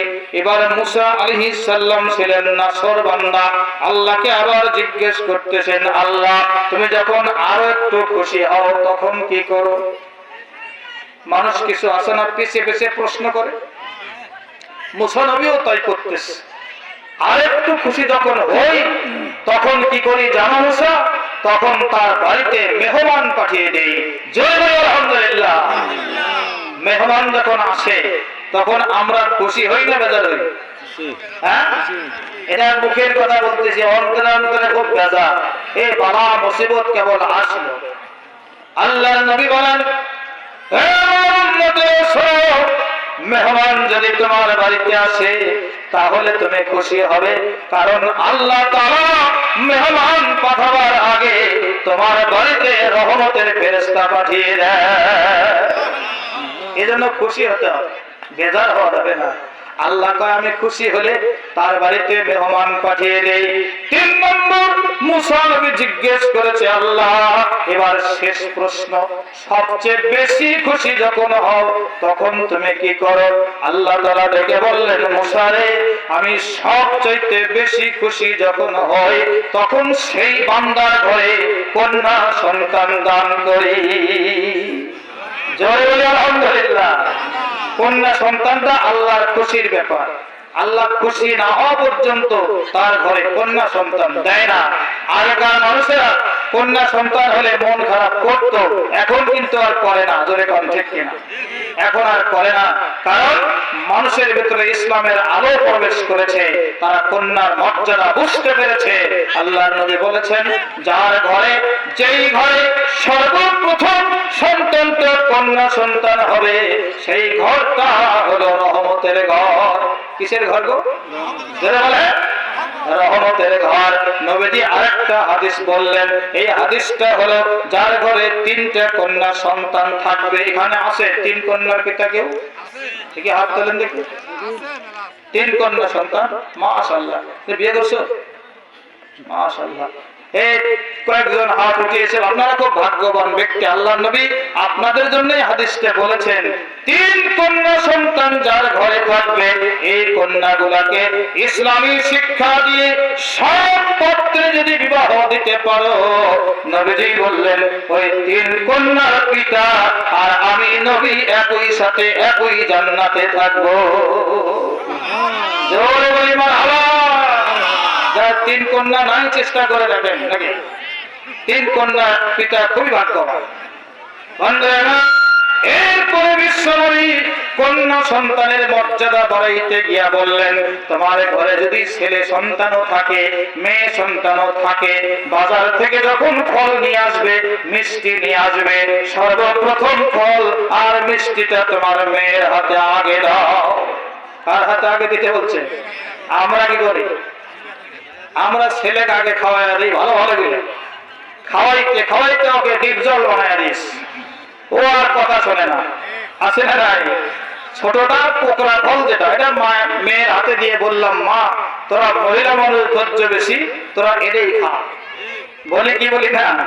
আল্লাহর নবী বলেছেন তুমি অন্যায় করেছ। মেয়ের হাতে কেন আগে দিতে হবে? এমনি এমনি নবীজি কোনো কথা বলে নাই, এর পেছনে কোনো রহস্য আছে কিনা। রহস্যটা বলতে গিয়া আমার নবী জানিয়ে দিলেন শোনো, মেয়ের হাতে এই জন্য আগে দিতে বললাম, তোমার ছেলে আর তোমার মেয়ে একসাথে যদি তোমার জন্য দোয়া করা শুরু করে দেয়, তোমার ছেলের দোয়া কবুল হওয়ার অনেক আগেই তোমার মেয়ের দোয়াটাই কবুল হয়ে যায়। এই জন্য ভাই মেয়েদের সাথে কেন অন্যায় আচরণ না করা হয়? রাজি আছি তো? হাজী সাহেব হজ করতে যাচ্ছে, 22 বিঘা জমি সব ছেলের নামে লিখে দিয়েছে। জোরে কোন সুবহানাল্লাহ। তাও কয় সুবহানাল্লাহ। কোন কথা কি করি আমি? এতগুলো জমি সব ছেলের নামে দিয়েছে, মেয়েকে কিচ্ছু দেয় নাই। এটা কি ভালো কাম করছে ভাই? এটা কি সুবহানাল্লাহ বলা যাবে? জোরে কোন নাউজুবিল্লাহ। এবার ইমাম সাহেব ডাক দিয়েছে, হাজী হজ করবার যাবে, দোয়া করে দেন। ইমাম সাহেব বড় বিপদে পড়ে গেছে। ইমাম সাহেব হাদিস কোরআন গবেষণা করে দেখে তুমি যা করেছো তুমি নির্ঘাত জাহান্নামে যাবে। কোথায় যাবে? যতই হজ করো তুমি, তোমার জন্য জাহান্নাম ওয়াজিব হয়ে গেছে। কি দোয়া করি এখন তোমার জন্য? এখন ইমাম সাহেব আরবি দিয়ে দোয়া করছে, বাংলায় একটাও বলে নাই।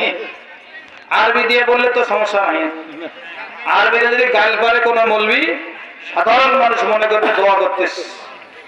কোন ঠিক কিনা? এক ইমাম সাহেব হক কথা বলার কারণে ইমামতি থাকে না।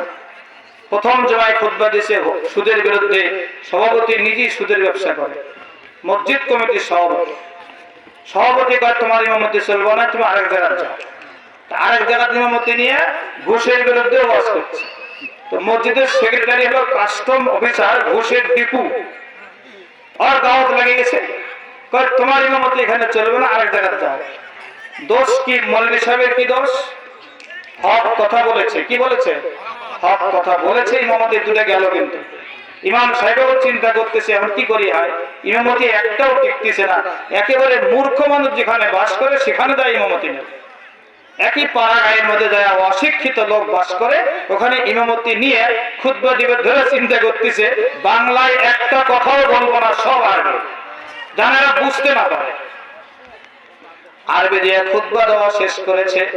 এবার নামাজে যখন দাঁড়াইছে সূরা ফাতিহার পরে সূরা ইয়াসিন পাঠ করতেছে। ইয়াসিন ওয়াল কুরআনিল হাকিম। সভাপতির নাম হলো ইয়াসিন, আর বাপের নাম হলো হাকিম। কেশিয়ার সাহেব রাগে ফেটে যাচ্ছে, মাস শেষে বেতন দেব আমি কেশিয়ার, আর তুমি পয়লার দিন এসেই নামাজের ভিতরে সভাপতির নামে আর বাপের নামে সূরা পড়া শুরু করে দিয়েছো। আগামী জুমায় যদি আমার নামে সূরা না পড়ো তাহলে তোমার ইমামতি কিন্তু থাকবে না। ইমাম সাহেব খুব বিপদে আছে। কথা বলছে কিনা ভাই? ওটা না ইয়াসিন আর বাপের নামে সূরার মধ্যে আছে বলছে, কিন্তু কেশিয়ারের নাম হলো বাবর, বাবরের নামে তো কোনো সূরা নেই। আছে? ইমাম সাহেব বড় বিপদে আছে, চিন্তা করতেছে কি করি হয়। পরের জুমায় এটা সুরে বানিয়ে নিয়ে গেছে, নিজে বানাচ্ছে একটা সুরে, 5 লাখ বুঝ দিতে যা লাগে। এখন সূরা ফাতিহা পাঠ করে ব্রেক করেছে একটু, কেশিয়ার পেছন থেকে গালা হাসার মারছে, তার মানে আমি কিন্তু আছি, সূরা কিন্তু আমার নামই পড়াবে। এবার ইমাম সাহেব বানানো সুরে পড়া শুরু করে দিয়েছে। ইয়া আইয়ুহাল বাবর, এটা কি সূরা? হ্যাঁ। এরপরে বলতেছে আনতা কালবুন ওয়া আবুকা খিনজিরুন ওয়া জাদ্দুকা হিমারুন আনতুমুল জাহিলুন। শেষের টানটা খুব জোরে বাজছে। কেশিয়ার মনে করছে যাক ভাগ্যটা ভালো রে, জীবনটা ধন্য হয়ে গেল, আমার নামে জীবনের পয়লা সূরা শুনলাম। এখন নামাজ শেষ করে ইমাম সাহেব যেই সালাম ফিরেছে, বাবর দৌড়ে হচ্ছে সামনে, হুজুর সূরা তো ভালোই শোনা গেল, একটু অর্থটা বলেন দেখি বাংলা দিয়ে। ইমাম সাহেব এবার দাড়ি কামড়া চার করছে, ইমামতি বুঝে আজকেও থাকে না। কথা বোঝেন নাই? বাংলা বললে ইমামতি শেষ, তার মানে কেশিয়ারও ছাড়ে না। একটাবার বলেন হুজুর আমি কাউকে বলবো না। নাসর হয়ে যখন ধরেছে তখন ইমাম সাহেব বাংলা বলা শুরু করছে। ইয়া আইয়ুহাল বাবর, হে বাবর, আনতা কালবন, তুমি একটা কুত্তা, ও আবুকা খিনজির, তোমার বাপ একটা শুয়োর, ও জাদ্দুকা হিমার, তোমার দাদা একটা গাধা, আনতুমুল জাহিলুন, তোমরা সবাই মূর্খের দল। ইমামতি আছে? কেউ কেউ করছে আছে, ইমামতি আছে। দুনিয়া বন্ধুগণ, এবার বক্তৃতা কোথায় ছেড়ে আসেছে মনে আছে আপনাদের? বক্তৃতা ছাড়ছি কোথায় দেখি, কেমন আওয়াজ শোনেন আপনারা? গরম চা দেন না, ঠান্ডা চা দিচ্ছেন। কয়টা বাজে গো?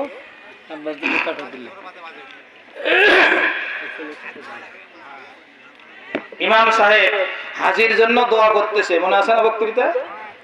দোয়া করে নিয়ে হাজি হজ করতে গিয়ে শয়তানক ঢেল মারার আগে ওখানে যায় পাথর মারতে হয় শয়তানকে।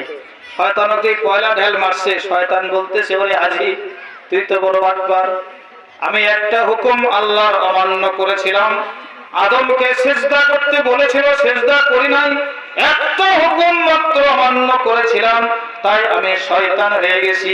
আর তুই হাজি কত আকাম কুকাম করে হজ করতে আরু, কত মানুষের হক মারে ঘেসু, কত মানুষের সাথে অন্যায় করেছিস, প্রতারণা করেছিস, ছেলের নামে জমি লিখে দিয়া মেয়েকে ফাঁকি দিয়ে মেয়ের হক নষ্ট করে হজ করতে আসলি, আর আমাকে পাথর মারিস। হাজি রে তুই যে আমার চাইতে বড় শয়তান।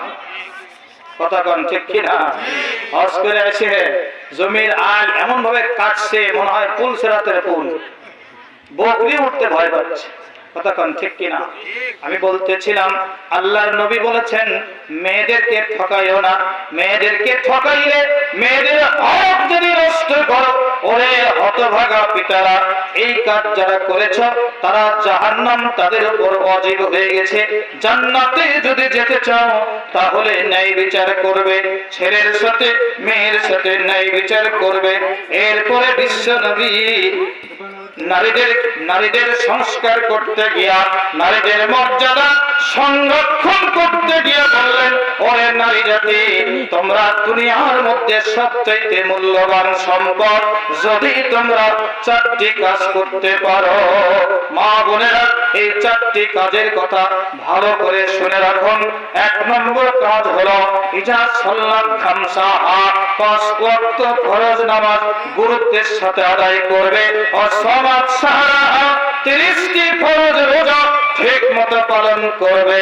ও আতাআত বাদাহা, স্বামীর আনুগত্য করবে। ও আহসানাত ফারজাহা, নিজের লজ্জাস্থানকে হেফাজত করবে। এই 4টি কাজ যদি তোমরা করতে পারো তাহলে কিয়ামতের দিন 8টা জান্নাতের দরজা থেকে তোমাকে ডাকা হবে। মায়েরা, এই 4টি আমল করবেন, ভালো করে মনে রাখবেন এবং আমল করার চেষ্টা করবেন। পর্দায় থাকতে পারলে হরিণের নাভিতে যেমন মৃগ হয়, কস্তুরী পয়দা হয়, সুগন্ধি কস্তুরী, আপনার ঝিনুকের মাঝে যেমন মতি পয়দা হয়, মণিমুক্তা পয়দা হয়। কারণটা হলো ঝিনুক পর্দায় থাকে। যেরকম কোথায় থাকে? ঝিনুক থাকে পানির নিচে, পর্দার ভেতরে থাকে। এই জন্য আল্লাহ মূল্যবান সম্পদ, মতির মতো সম্পদ ঝিনুকের মধ্যে দান করে দিয়েছে। যেরকম ঠিক কিনা? মায়েরা যদি পর্দানশীলা হয়ে যায়, মায়েরা যদি দিনদার পরহেজগার হয়ে যায়, তাহলে ওই মাদের গর্ভে আল্লাহ তাআলা আল্লাহর ওলি বানায়া দিবে। কথা কোন ঠিক কিনা? আব্দুল কাদের জিলানী রাহমাতুল্লাহ আলাইহিকে 6 বছরের শিশু যখন তার মা হাত ধরে নিয়ে হাফেজিয়া মাদ্রাসায় ভর্তি করে দিয়ে আসলেন আর ছেলেটির দিকে একটু নজর রাখতে বললেন। এবার আব্দুল কাদের জিলানীকে ওস্তাদ যখন জিজ্ঞেস করেছে, বল আউযু বিল্লাহি মিনাশ শাইতানির রাজিম, এই কথা বলার সাথে সাথে 6 বছরের শিশু আব্দুল কাদের জিলানী রাহমাতুল্লাহ আলাইহি আউযু বিল্লাহ একাই পড়া শেষ করলো, বিসমিল্লাহ একাই পড়া শেষ করলো, সূরা ফাতিহা একাই পড়া শেষ করলো। এইভাবে পড়তে পড়তে 18 পারা কোরআন মুখস্থ ওস্তাদকে শোনায়া দেয়। জোরে বলুন সুবহানাল্লাহ। ওস্তাদ চাতক পাখির মতো তাকিয়ে আছে সন্তানের দিকে। আরে তুই তো কালকেই ভর্তি হলু, আলিফ বা তাসা তোকে এখনো পড়াই নাই আমি, আর তুই 18 পারান কোরআন মুখস্থ শোনা দিলি। তুই তো মানুষ নে, তুই তো মানুষ নস রে, তুই অন্য কিছু হবি। কথা বলেন ঠিক কিনা? ওস্তাদ আশ্চর্য হয়, ছেলে হাত ধরে নিয়ে সোজা মায়ের দরবারে হাজির হয়ে গেছে। মাকে ডেকে বলছে, মা গো, তোমার আব্দুল কাদের জিলানী আমার চাইতে বড় ওস্তাদ। কারণ আমি তাকে একটা প্রশ্ন করে ওই 10টা প্রশ্নের উত্তর দিয়ে দেয়। ও মা, তোমার আব্দুল কাদের জিলানী কখন কোন মাদ্রাসায় পড়েছে? 18 পারা কোরআন আমার মুখস্থ শোনায়া দিয়েছে। এবার মা জননী চোখের পানি ছেড়ে দিয়ে বলছে, আহারে, আমার আব্দুল কাদের জিলানীর জন্য আমি রবের কাছে প্রাণ খুলে দোয়া করছি। আমার আব্দুল কাদের জিলানী আমার গর্ভে থাকা অবস্থায় আমি মা 18 পারা কোরআন তেলাওয়াত করেছিলাম, আর আব্দুল কাদের জিলানী আমার গর্ভে থেকে ওই 18 পারা কোরআন মুখস্থ করে দুনিয়াতে এসেছে। মা যদি ভালো হয় তাহলে প্রত্যেকটা সন্তান ভালো হয়ে যাবে। জোরে বলেন ঠিক কিনা? মা যদি পর্দানশীলা হয়, দিনদার, ইমানদার, সত্যবাদী হয়, তাহলে মায়ের গর্ভ থেকে ইমাম গাজ্জালি তৈরি হবে। ওই মায়ের গর্ভ থেকে সালাউদ্দিন আইয়ুবীর জন্ম হবে। ওই মায়ের গর্ভ থেকে মা মরিয়মের মতো মেয়ের জন্ম হবে, ওই মায়ের গর্ভ থেকে রাবেয়া বসরির মতো ইমানদার মহিলা জন্মগ্রহণ করবে। জোরে জোরে বলেন ঠিক কিনা? আর মা যদি উলঙ্গপনা হয়ে চলে, নেকেট হয়ে চলে, মা যদি মডার্ন টাইপের মহিলা হয়ে চলে, ঠোঁটে লাগাইছে লিপস্টিক, মুখে লাগাইছে মাস্কারা, আসকারা, আইলানা, আছে না নাই? হ্যাঁ, ঠোঁটে লাগাইছে লিপস্টিক, পায়ে লাগাইছে হাই হিল, রাস্তা চলে কিলবিল। আর যুবক ছেলেরা দেখে বলে মাল গেল রে। কি কর? মাল বলি আমরা হলো তরি তরকারি হাবি যাবে, এগুলা কয় মাল। আর এই নেকেট মার্কা মহিলা বেহায়া বেপরদা হয়ে যখন মহিলা রাস্তা হাঁটে, তখন যুবক ছেলেরা তাকে দেখে আফসোস করে, ও মা তুমি কান খুলে শোনো, তোমাকে দেখে যতগুলো পুরুষ মানুষ আফসোস করেছে, ততগুলো পুরুষের সাথে তোমার জিনা করার পাপ আমল নামায় লেখা হয়ে গেছে। কোন বোরকা পরা মেয়েকে কি ইফতিজিং করে কেউ? বোরকা পরে একেবারে নিকাব পরে শরীয়তের বিধান মেনে যে মহিলা রাস্তা হাঁটে, তাকে কেউ ইফতিজিং করে না, তাকে সবাই সম্মানের চোখে দেখে। আর যে মহিলা টাইট কাপড় পরে, পাতলা কাপড় পরে, শরীরের কোথায় কি আছে সব দেখা যাচ্ছে, বিশ্বনবী বলেছেন এমন একটা সময় আসবে মেয়েরা কাপড় পরেও উলঙ্গ হয়ে থাকবে। বোঝেন নাই ভাষাটা ভাই? বিশ্বনবীর ভাষাটা বুঝতে পেরেছেন তো? কাপড় পরেও উলঙ্গ, তার মানে কি এমন টাইট পোশাক পরেছে ভেতরের সব যন্ত্রপাতি দেখা যাচ্ছে। আছে না? আল্লাহর নবী বলেছেন, ও মায়েরা তোমরা হলে পৃথিবীর মধ্যে সবচেয়ে দামি সম্পদ। কথা বলেন ঠিক কিনা? তোমাদের বড় অবদান আছে, পুরুষের চাইতে তোমাদের অবদান এই দুনিয়াতে বেশি। তার কারণ হলো একজন পুরুষ মানুষ 10 দিন যদি বাড়িতে না থাকে, বাড়িতে কোনো সমস্যা হয় না, সবকিছু একজন স্ত্রী দেখাশোনা করে। কথা কোন ঠিক কিনা? আপনার সম্পদেরও ক্ষতি হয় না, আপনার সন্তানেরও ক্ষতি হয় না, সবকিছু ঠিক মতো দেখাশোনা করতেছে আপনার স্ত্রী। কিন্তু স্ত্রী যদি একদিন বাড়িতে না থাকে, তাহলেই বাড়ি অচল। আছে না নাই? তাহলে দাম কার বেশি? স্ত্রীর দাম বেশি ভাই। এই জন্য স্বামী যারা আছেন তাদের জন্য একটা কথা বলে যাচ্ছি, সেটা হলো বিবাহের দিন আপনার বিবি আপনাকে স্বামী হিসাবে কবুল করে নিয়া আপনার হাত ধরে আপনার বাড়িতে চলে এসেছে, তার বাবাকে ছেড়েছে, তার মাকে ছেড়েছে, তার ভাইকে ছেড়েছে, আত্মীয় স্বজন সবার সাথে মহব্বত ছিন্ন করে দিয়া তোমাকে ভালোবেসে তোমার হাত ধরে তোমার বাড়িতে চলে এসেছে। জীবন যৌবন সবকিছু তোমার হাতে সুপর্দ করে দিয়েছে। আজকে তার প্রতি কখনো যেন জুলুম করা না হয়। কথা বলেন ঠিক? স্ত্রীর প্রতি জুলুম করবেন না ভাই, কারণ তারা তিনটি দায়িত্ব তারা পালন করে থাকে। 1 নম্বর হলো আপনি না থাকলে আপনার সম্পদের সন্তানের পাহারাদার হয়ে যায়। আর কি করে? আপনার চরিত্রের পাহারাদার, এই পাহারাদারের দায়িত্ব পালন করে। স্ত্রী থাকলে আপনি চরিত্র খারাপ হতে পারবে না। স্ত্রীকে সাথে করে নিয়ে বাজারে ঘুরতে গেছো বা অন্য কোথাও ঘুরতে গিয়েছ, স্ত্রী যতক্ষণ সাথে আছে ততক্ষণ তুমি অন্য নারীর দিকে তাকাতে পারবে না, অন্য নারীর সাথে খোশ গল্প করতে পারবে না। কথা বলেন ঠিক কিনা? তাহলে স্ত্রী আপনার সম্পদের পাহারাদার, স্ত্রী আপনার চরিত্রের পাহারাদার। কথা বলেন ঠিক কিনা? আর স্ত্রী আপনাকে পিতা হওয়ার সম্মান দান করেছে।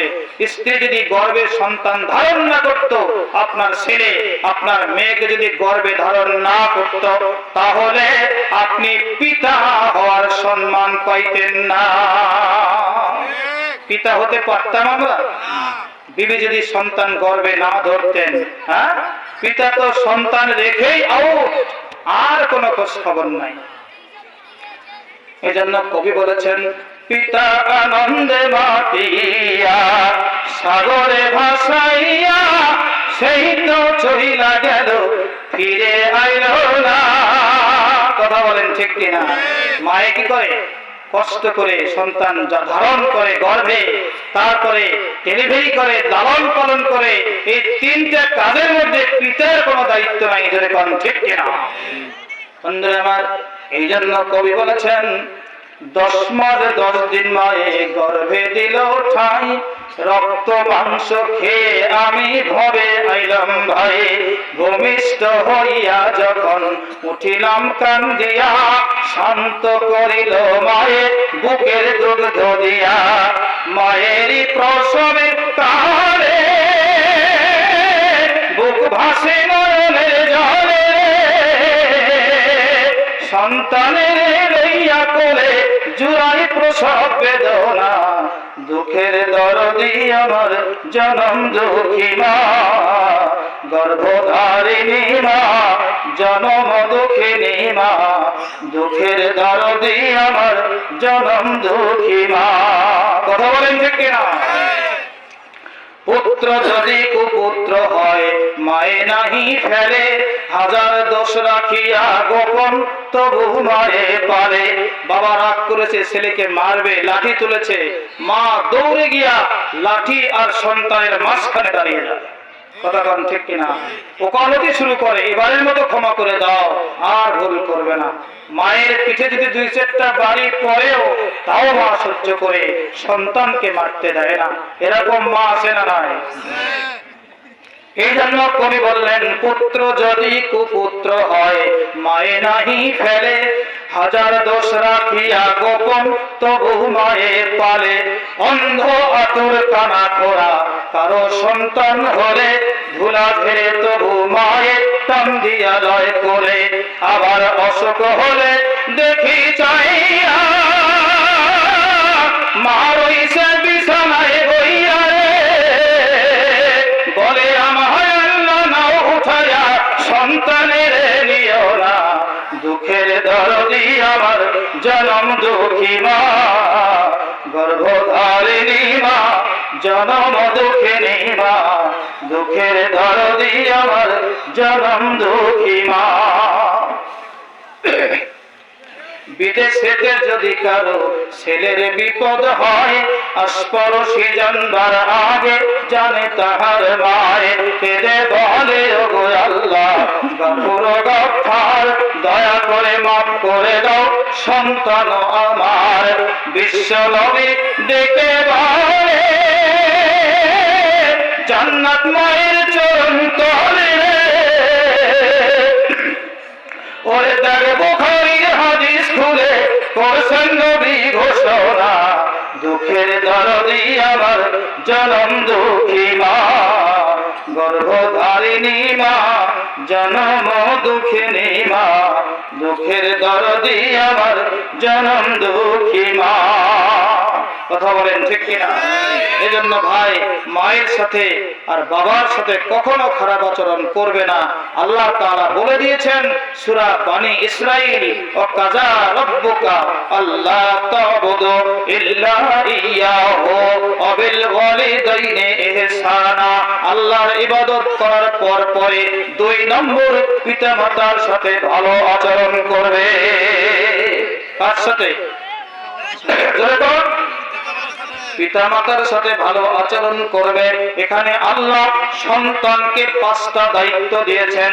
এই 5টা দায়িত্বের কথা বলে আমি ওই প্রশ্নগুলোর উত্তর দিয়ে বক্তব্য শেষ করব ইনশাআল্লাহ। 5টি দায়িত্ব সন্তানকে দেওয়া হয়েছে। আল্লাহর ভাষায় বলতেছি ভাই, আল্লাহ তাআলা বলতেছেন ওয়াকাযা রাব্বুকা আল্লা তা'বুদু ইল্লা ইয়াহু ওয়া বিল ওয়ালিদাইনি ইহসানা। ইম্মা ইয়াবলুগান্না ইনদাকাল কিবার আহাদুহুমা আও কিলাহুমা ফালা তাকুল লাহুমা উফফিন ওয়ালা তানহারহুমা। জোরে জোরে বলি আল্লাহু আকবার। আল্লাহু আকবার। 1 নম্বর দায়িত্ব দায়িত্ব সন্তানের। আল্লাহ তাআলা এই দায়িত্ব দিয়ে বললেন, সন্তানেরা শোনো, তোমার মা আর তোমার বাবা যখন বুড়া বুড়ি হয়ে যায়, কি হয়ে যায়? বুড়া বুড়ি হয় না? বুড়া বুড়ি যখন হয়ে যায় তখন তারা বড় অসহায় হয়ে যায়। মানুষ যখন বুড়ো হয় তখন আরেকজনের মুখের দিকে তাকিয়ে থাকে। বাবা বুড়ো হয়ে গেছে, কামাই করতে পারে না, ছেলের মুখের দিকে তাকিয়ে আছে 10টি টাকার জন্য। কথা কোন ঠিক কিনা? মা বুড়ো হয়ে গেছে, বাবা কামাই করতে পারে না, মাও কষ্টে আছে, ছেলের মুখের দিকে তাকিয়ে আছে, ছেলে কতক্ষণে দিবে। তারা বড় অসহায়। এই অসহায় অবস্থা যখন হয়ে যাবে তখন তোমরা তাদের সাথে এমন ব্যবহার করবে না, এমন ভাষা উচ্চারণ করবে না যেই ভাষা আর যেই ব্যবহারের কারণে তারা মনে কষ্ট পায়।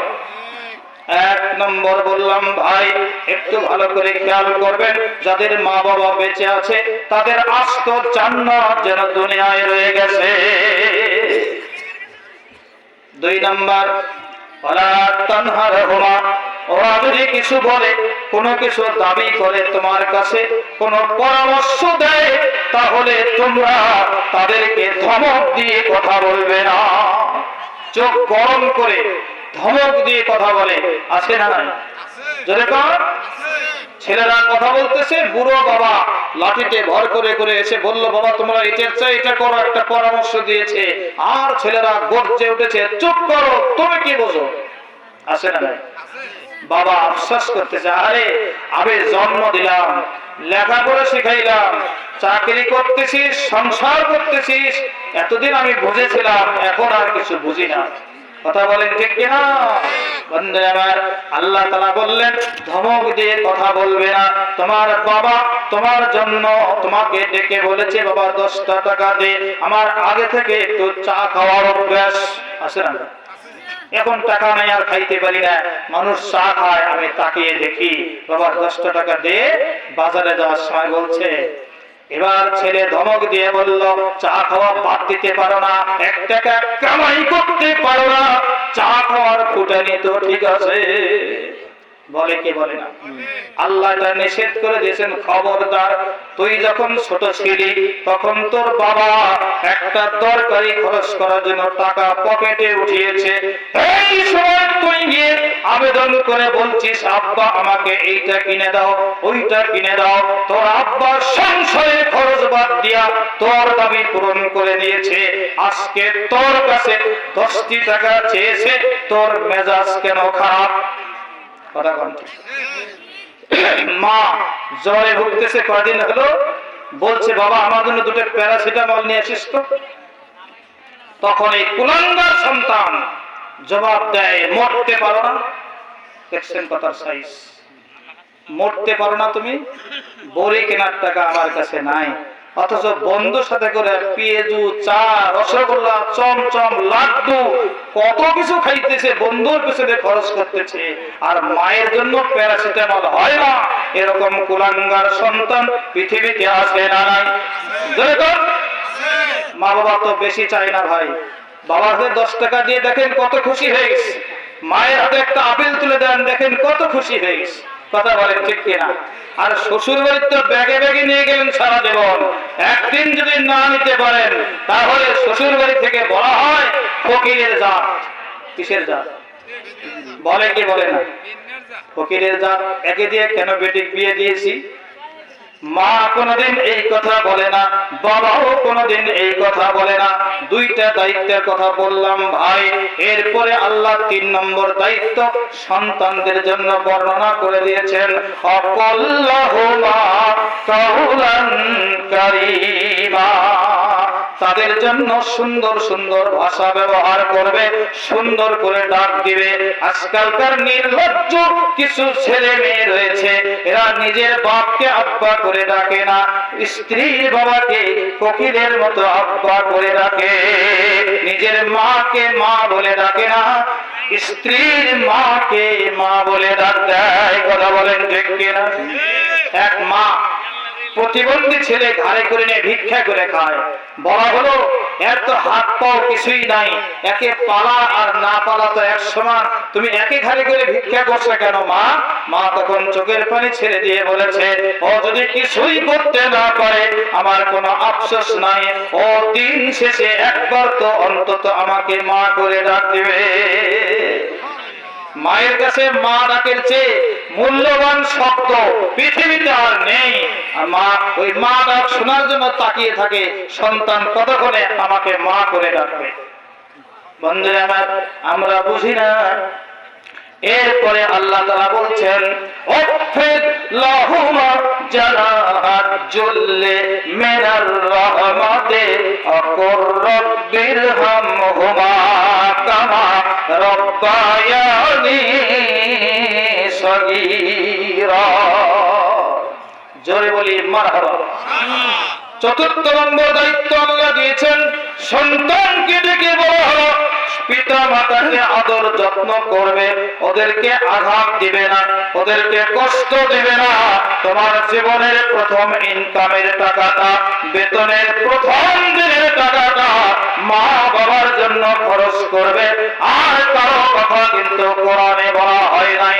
যুবক ছেলেরা এসে নবীজির কাছে জিজ্ঞেস করলো, ইয়া রাসূলুল্লাহ, আমার জীবনের প্রথম কামাই করা টাকাটা আমি কার জন্য প্রথম খরচ করব?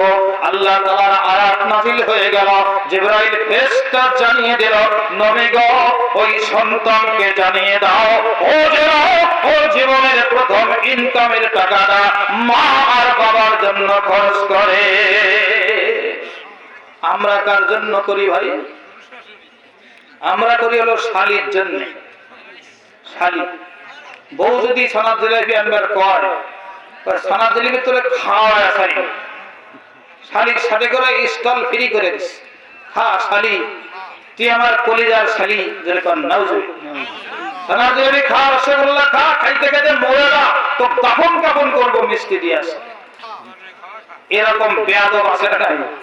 যেরকম দেখা না এই এলাকাতে, অন্য এলাকা তো থাকতে পারে।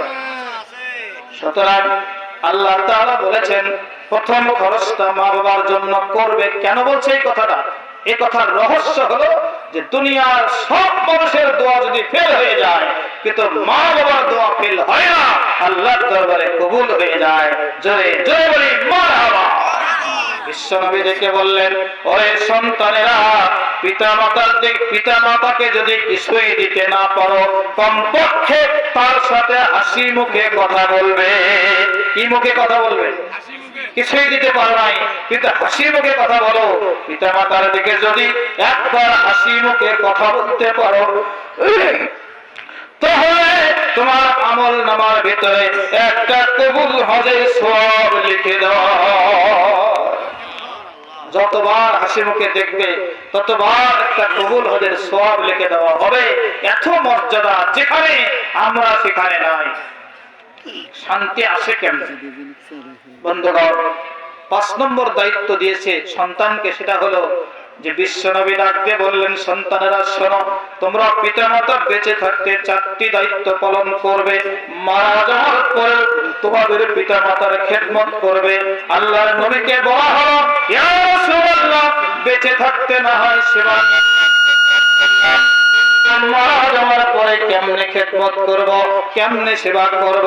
এবার বলা হলো, পিতা মাতা যখন মারা যাবে তখন তুমি সন্তান, তোমার দায়িত্ব হলো পিতা মাতার কবরের পাশে তুমি দাঁড়িয়ে যাও।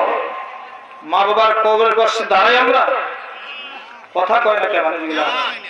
কেউ তো দাঁড়াই না পিতা মাতার কবরের পাশে, কেউ দাঁড়াই না ভাই। আল্লাহ তাআলা বলতেছেন, আল্লাহ নবী বলতেছেন, পিতামাতার কবরের পাশে তুমি দাঁড়িয়ে যাও। ওই সন্তান, তোমার মায়ের কবরের পাশে তুমি নিজে দাঁড়াও, তোমার বাবার কবরের পাশে তুমি নিজে দাঁড়াও। হাওলাত করা মুন্সি দিয়ে দোয়া করার দরকার নাই। হাওলাত করা মুন্সির দোয়া কবুল হতেও পারে, নাও হতে পারে, কিন্তু তুমি সন্তান যখন তোমার মায়ের কবরের পাশে দাঁড়াবে, বাবার কবরের পাশে দাঁড়াবে, দাঁড়িয়ে আল্লাহর শিখানো দোয়া, রব্বিরহামহুমা কামা রাব্বায়ানি সগীরা। এইভাবে যখন দোয়া করতে থাকবে আমার দরবারে, আল্লাহ বলতেছেন এই দোয়াটা আমার দরবারে ডাইরেক্ট কবুল হয়ে যায়। সুতরাং পিতামাতা মারা যাওয়ার পরেও তাদের খেদমত করতে হবে। সুতরাং ভাইজান, আমি ওই যে বিশ্বনবী আলমে বারজাক পরিদর্শন করে 10টা জিনিস দেখেছিল ভাই, এটা প্রথমে বলেছিলাম কিন্তু উত্তরটা দেওয়া হয়নি, উত্তরটা একটু শুনে যাবেন। আর সেই সাথে কর্তৃপক্ষ তো কিছু আমাকে বলেনি, এখানে একটা মান্যতের সভা হচ্ছে, তো আপনারা যারা সভা শুনতে এসেছেন অনেকেই বাড়ির থেকে নিয়ত করে এসেছেন যে ওখানে গিয়ে কিছু দান করব আমি, এরকম নিয়ত কারো আছে না ভাই? দান করার নিয়তে যদি কেউ এসে থাকেন কোন মা বোন, তাহলে এখানে পাঠিয়ে দিবেন। আমি কারোর সাথে জোর জুলুম করছি না, কিন্তু যদি কেউ দান করার নিয়ত করে এসে থাকেন তাহলে এখানে দান করে দেবেন, সবার জন্য দোয়া করা হবে। আল্লাহর দরবারে রহমতের ভান্ডারে নেকি তো আর কম পড়ে নাই, কি করেন আপনারা? সবার জন্য দোয়া করা হবে। যারা যারা এনেছেন দেওয়ার জন্য এখানে পাঠিয়ে দিবেন। আমি ওই 10টা ব্যাখ্যা এখন শুরু করে দিচ্ছি। আল্লাহর নবী আলমের বারজাকে গিয়া যে জিনিসগুলো দেখলেন সেই জিনিসগুলো একটা একটা করে আপনাদের সামনে পেশ করতেছি ভাই। কথাগুলো খুব কান খাড়া করে মনোযোগ দিয়ে শুনতে হবে। এটা পুরুষের জন্য এবং নারীর জন্য, দুই দলের জন্য এই ওয়াজটা একসাথে করে দিলাম ভাইজান। প্রথম নম্বর যেটা দেখেছিলেন সেটা হলো একদল মানুষের গাল ছিঁড়ে দেওয়া হচ্ছে। কথা বলেন ঠিক কিনা? যারা দিবেন তারা এখানে দিয়ে যান, পরে একসাথে সবার জন্য দোয়া করা হবে। চা তো চাইলাম, চা তো দিলেন, চা কি ওয়াজ শেষ হওয়ার পরে চা দিবেন? আল্লাহ মেয়ের জন্য দোয়া, জি সবার জন্য একসাথে দোয়া করবো। এক নম্বর যেটা দেখলেন সেটা হলো গাল ছেড়ে দেওয়া হচ্ছে। একটা ছেড়ে আরেকটা ভালো হয়, আরেকটা ছেড়ে আরেকটা ভালো হয়। জিবরাইলকে জিজ্ঞেস করা হলো, ভাই জিবরাইল বলো বলো এই মানুষগুলো কি অপরাধ করেছিল? জিবরাইল আমিন বললেন, ইয়া রাসূলুল্লাহ, এই মানুষগুলো দুনিয়ার বুকে ছিল গীবতকারী আর চগলখোর। গীবত আর চগলখোরকে আমরাও করি। খালি চায়ের স্থলে এর কেন্দ্র, চায়ের স্থলে যখন একসাথে বসি তখন যত মানুষের গীবত আর চগলখড়ি আমরা শুরু করে দেই। এই কাজটা মহিলারাই বেশি করে। কথা কোন ঠিক কিনা ভাই? গীবত করা কবিরা গুনাহ। আল্লাহ তাআলা সূরা হুজরাতের মধ্যে বলেছেন, যারা গীবত করলো তারা যেন মৃত্যু ভয়ের মাংস ছিঁড়ে ছিঁড়ে খাইলো। জোরে কই নাউজুবিল্লাহ। মরা মানুষের গোশত খেতে রাজি আছি আমরা? তাহলে গীবত করা ছেড়ে দিতে হবে। গীবত আজ থেকে আর করব না। জোরে কর ইনশাআল্লাহ। চগলখড়ি আর করব না। একজনের কথা আরেকজনের সাথে লাগাইয়া দুই জনের মধ্যে দ্বন্দ্ব লাগাইয়া দিয়েছে, এটা হলো শয়তানের কাজ। কার কাজ? এই চগলখড়ি যারা করবে, গীবত যারা করবে তাদের গাল চিরে দেওয়া হবে। এরপরে 2 নম্বর দেখলেন যাদের মাথার মধ্যে পাথর মেরে মাথাটা চূর্ণ করে দেওয়া হচ্ছে। এরা ছিল দুনিয়ার বুকে নামাজ পড়ে নাই, আর এরা ছিল কোরআন বিরোধী। কি বিরোধী? কোরআনের পক্ষে ছিল না আর নামাজ পড়েনি দুনিয়ায়। এই জন্য এই শাস্তি এদেরকে দেওয়া হবে। এই অপরাধ দুনিয়ার বুকে যারা করবে তাদেরকে ওই শাস্তির আওতায় নিয়ে আসা হবে। এই জন্য ভাই আমরা এই দুটো পাপ থেকে আমরা দূরে থাকবো ইনশাআল্লাহ। নামাজ পড়বো, কোরআনের পক্ষে থাকবো ইনশাআল্লাহ। এরপরে 3 নম্বর আগুনের কেচি দ্বারা একদল মানুষের জিহ্বা কেটে দেওয়া হচ্ছে।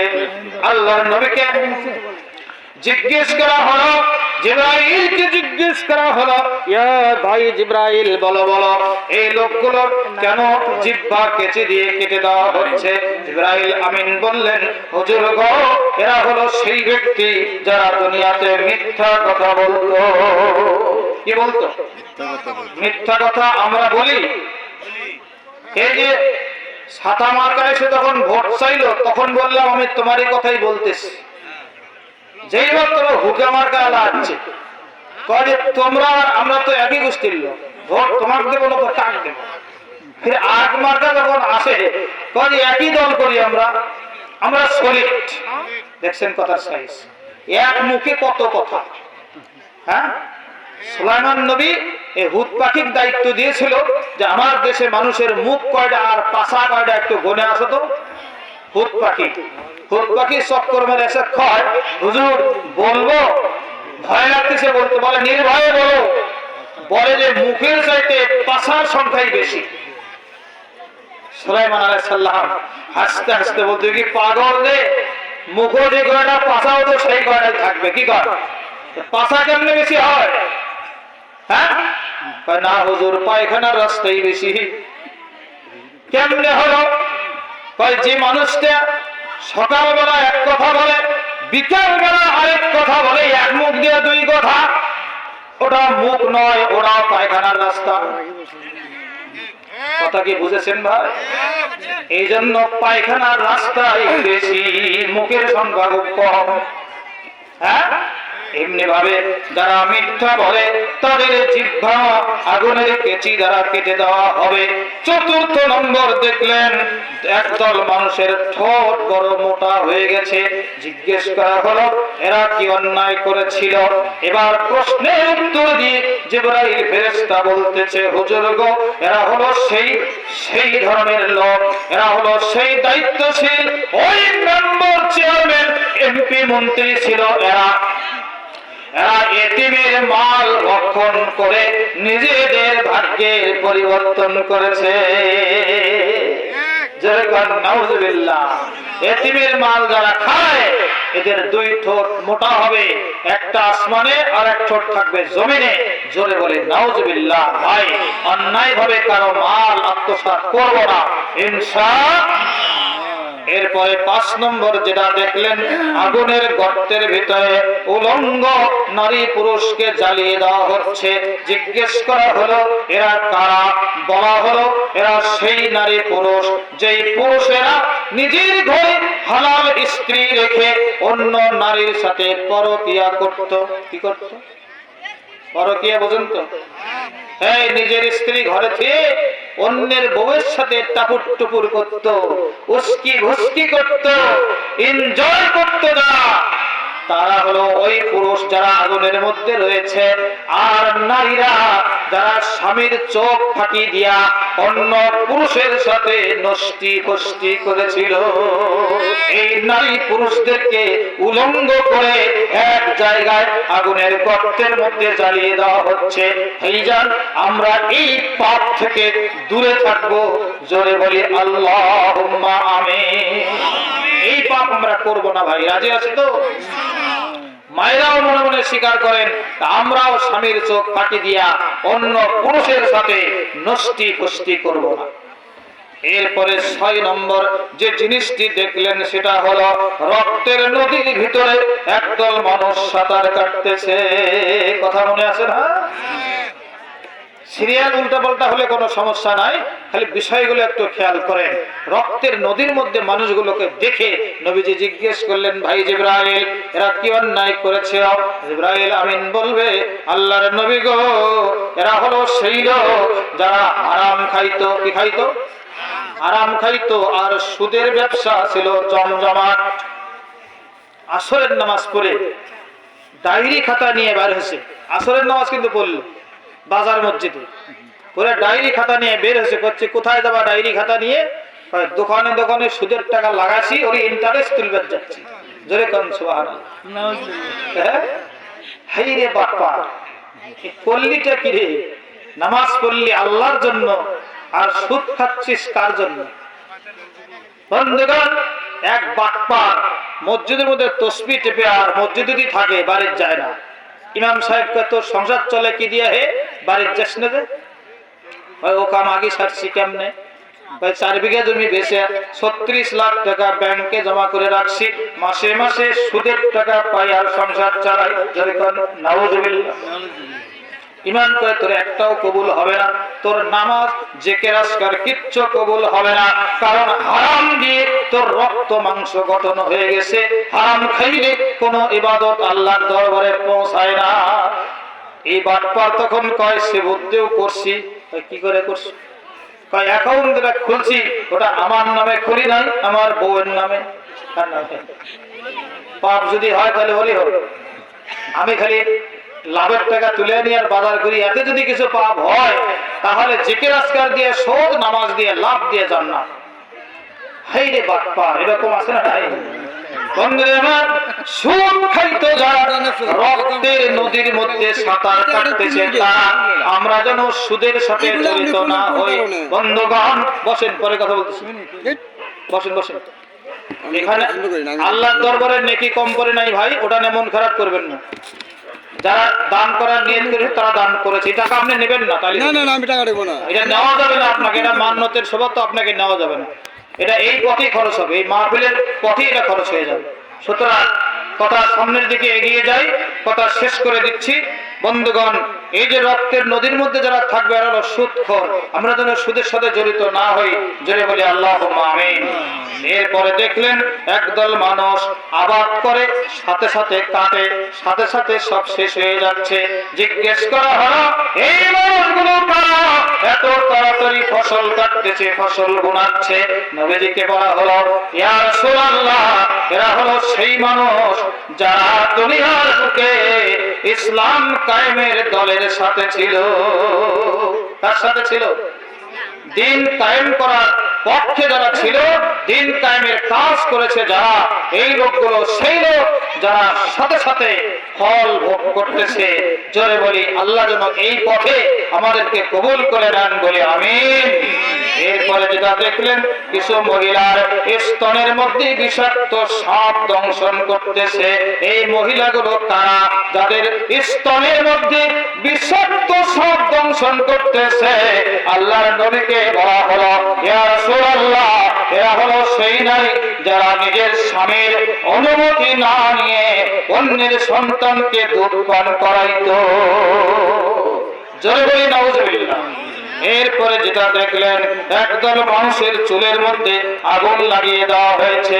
বলা হলো এই মহিলাগুলো কারা? বলা হয়েছে জিবরাইল আমিন জবাব দিয়ে বললেন ইয়া রাসূলুল্লাহ, এরা হলো সেই মহিলা যারা কি করেছে, যারা তাদের চুলকে হেফাজত করে নাই, চুলকে খোলা অবস্থায় রেখে দিয়েছে।